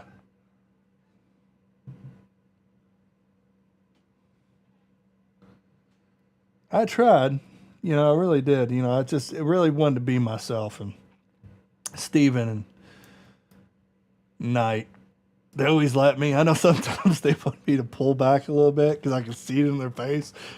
It wasn't going to happen. So they're probably like, well, we ain't going to invite him anymore. That's kind of like Freddy and Freddy. Jason versus Freddy versus Jason, when they stopped talking about him, he just went away. Don't invite the bitch to the panels; he'll just disappear. But every once in a while, you'll see me pop up. But I don't know. This is one of those, like, if they invite me, they invite me. If not, there's no ill will towards it, because you got to. You want to create, you want a community, you want to grow community, and there's things you have to do. And I don't know, maybe this was one of those. It was me, Steven, and Knight only kind of thing. Like, I think me and Knight doing panels, it'd be the same, but you don't have the Steven factor in there. It's like, well, come on now, guys. Because I don't know. I really don't know. And I'm not covering horror, so that's a big part. I'm doing Prince and everything. So, and Knight knows that I'm getting back streaming and doing the Prince and everything. Cecilia Murphy and quickly exit the stream. Yeah. Or Lavender Baby. Lavender Baby. Cecilia Murphy. And left. Yeah. Those little things, like, I get people to laugh for 2 seconds, folks. My job's done. If I can get you to laugh for 2 seconds, you're not stressing about anything. You're not thinking about anything to stress or worried about it. You're just having a good time for that 2 seconds. And I did my job. But yeah, I mean, I know that probably some of the reasons why I'm not around as much, and I think you probably know some, or one of the reasons. But that's another story, another time. You know, it's like I, moved past it and everything. I don't know, maybe one day. Me and Knight get together. It's like, dude, let's do a stream, but let's bring back the Friday morning matinee. Just go back watching movies and just have fun. And that's what I loved about him, because I'd had the sound bits, and I would put the sound bits on. I remember when we was watching The Serpent and the Rainbow, and Knight and Steven got real serious with the stream. He goes, okay, now, JT, I want to ask you something. He goes, this is a real serious movie? He goes, so don't do any sound bits like you, because the plan was when they hit his nuts, I was going to hit the spring, like, boing. So, he told me not to. I didn't. But, whenever I get a laugh.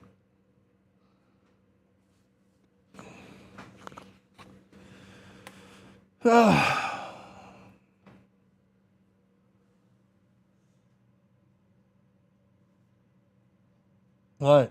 I want some robots.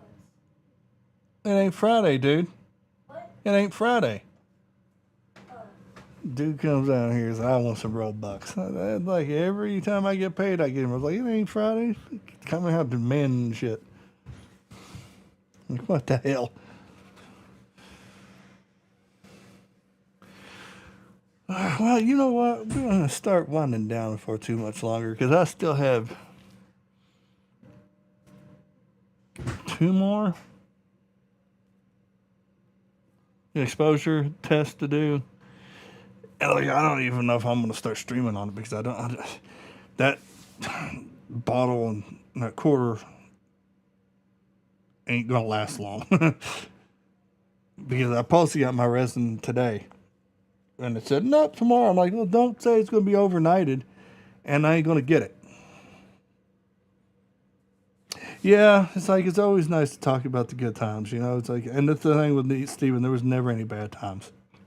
And I miss him so much, because I remember when I kind of disappeared for a minute. He texted me like 2 a.m. and asked, how I've been doing, because he hadn't heard from me, and then I'd be at work, and I'd say, I'm doing good, bro, just busy, and all this. He would always text and see how I was doing, because if he hadn't heard from me or got a message from me, he knew something. He thought something was wrong. I'm like, no, man, nothing's wrong.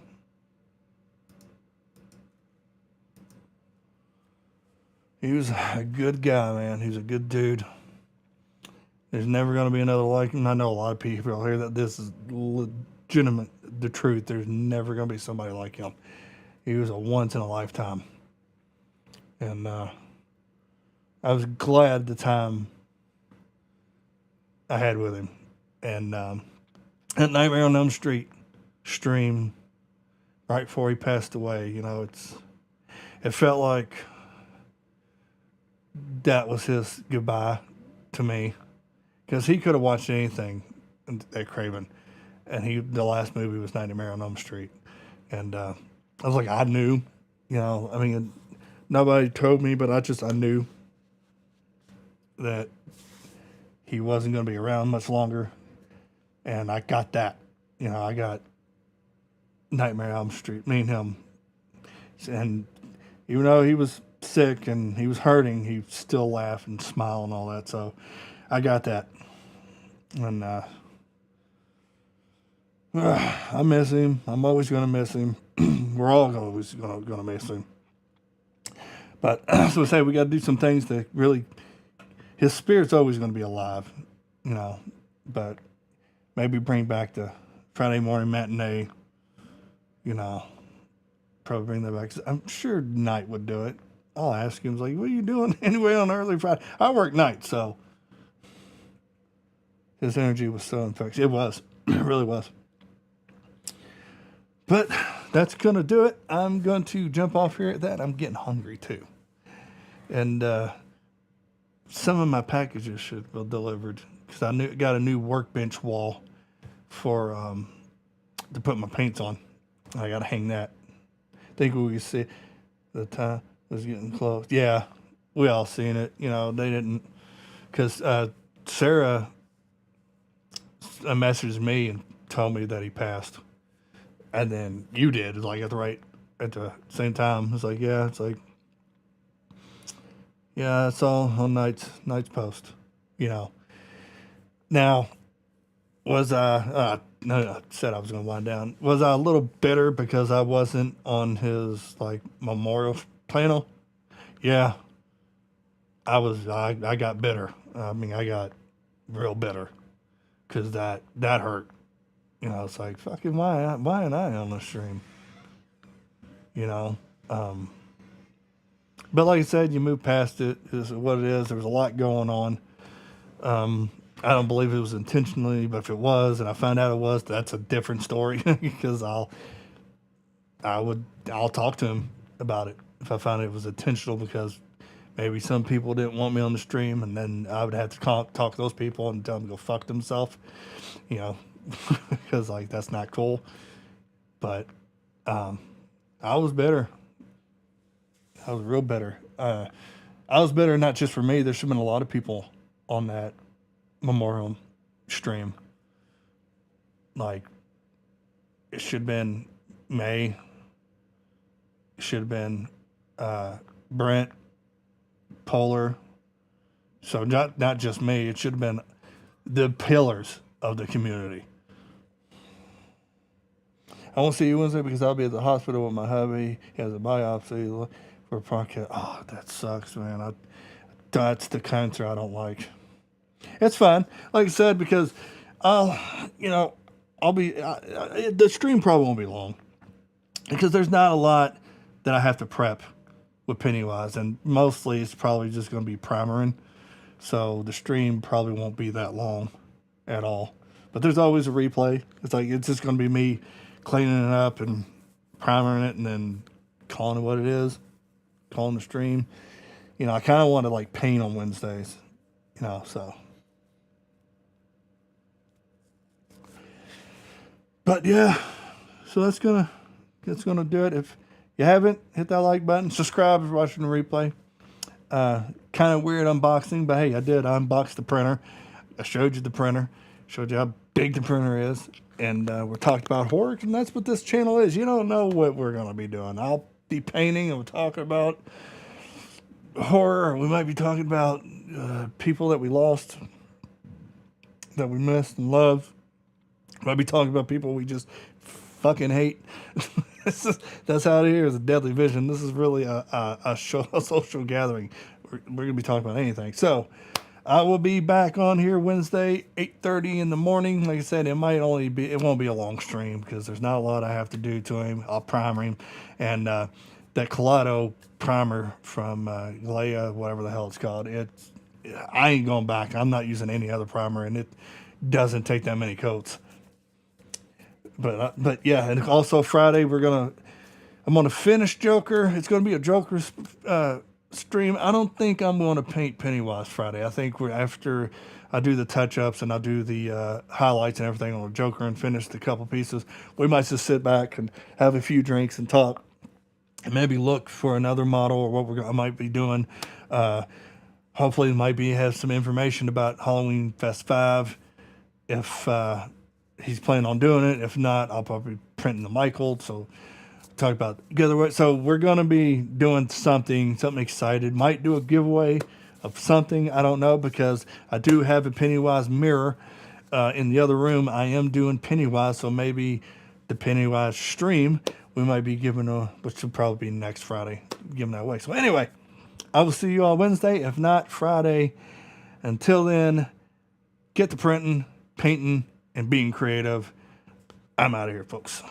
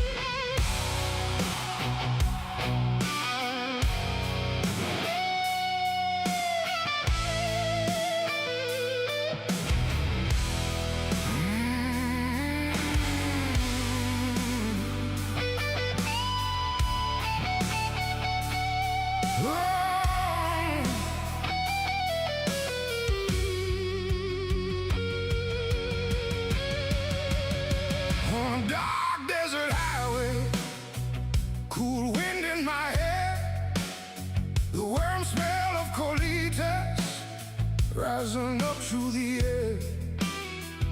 Up ahead in the distance, I saw a shimmering light. My head grew heavy and my sight grew dim.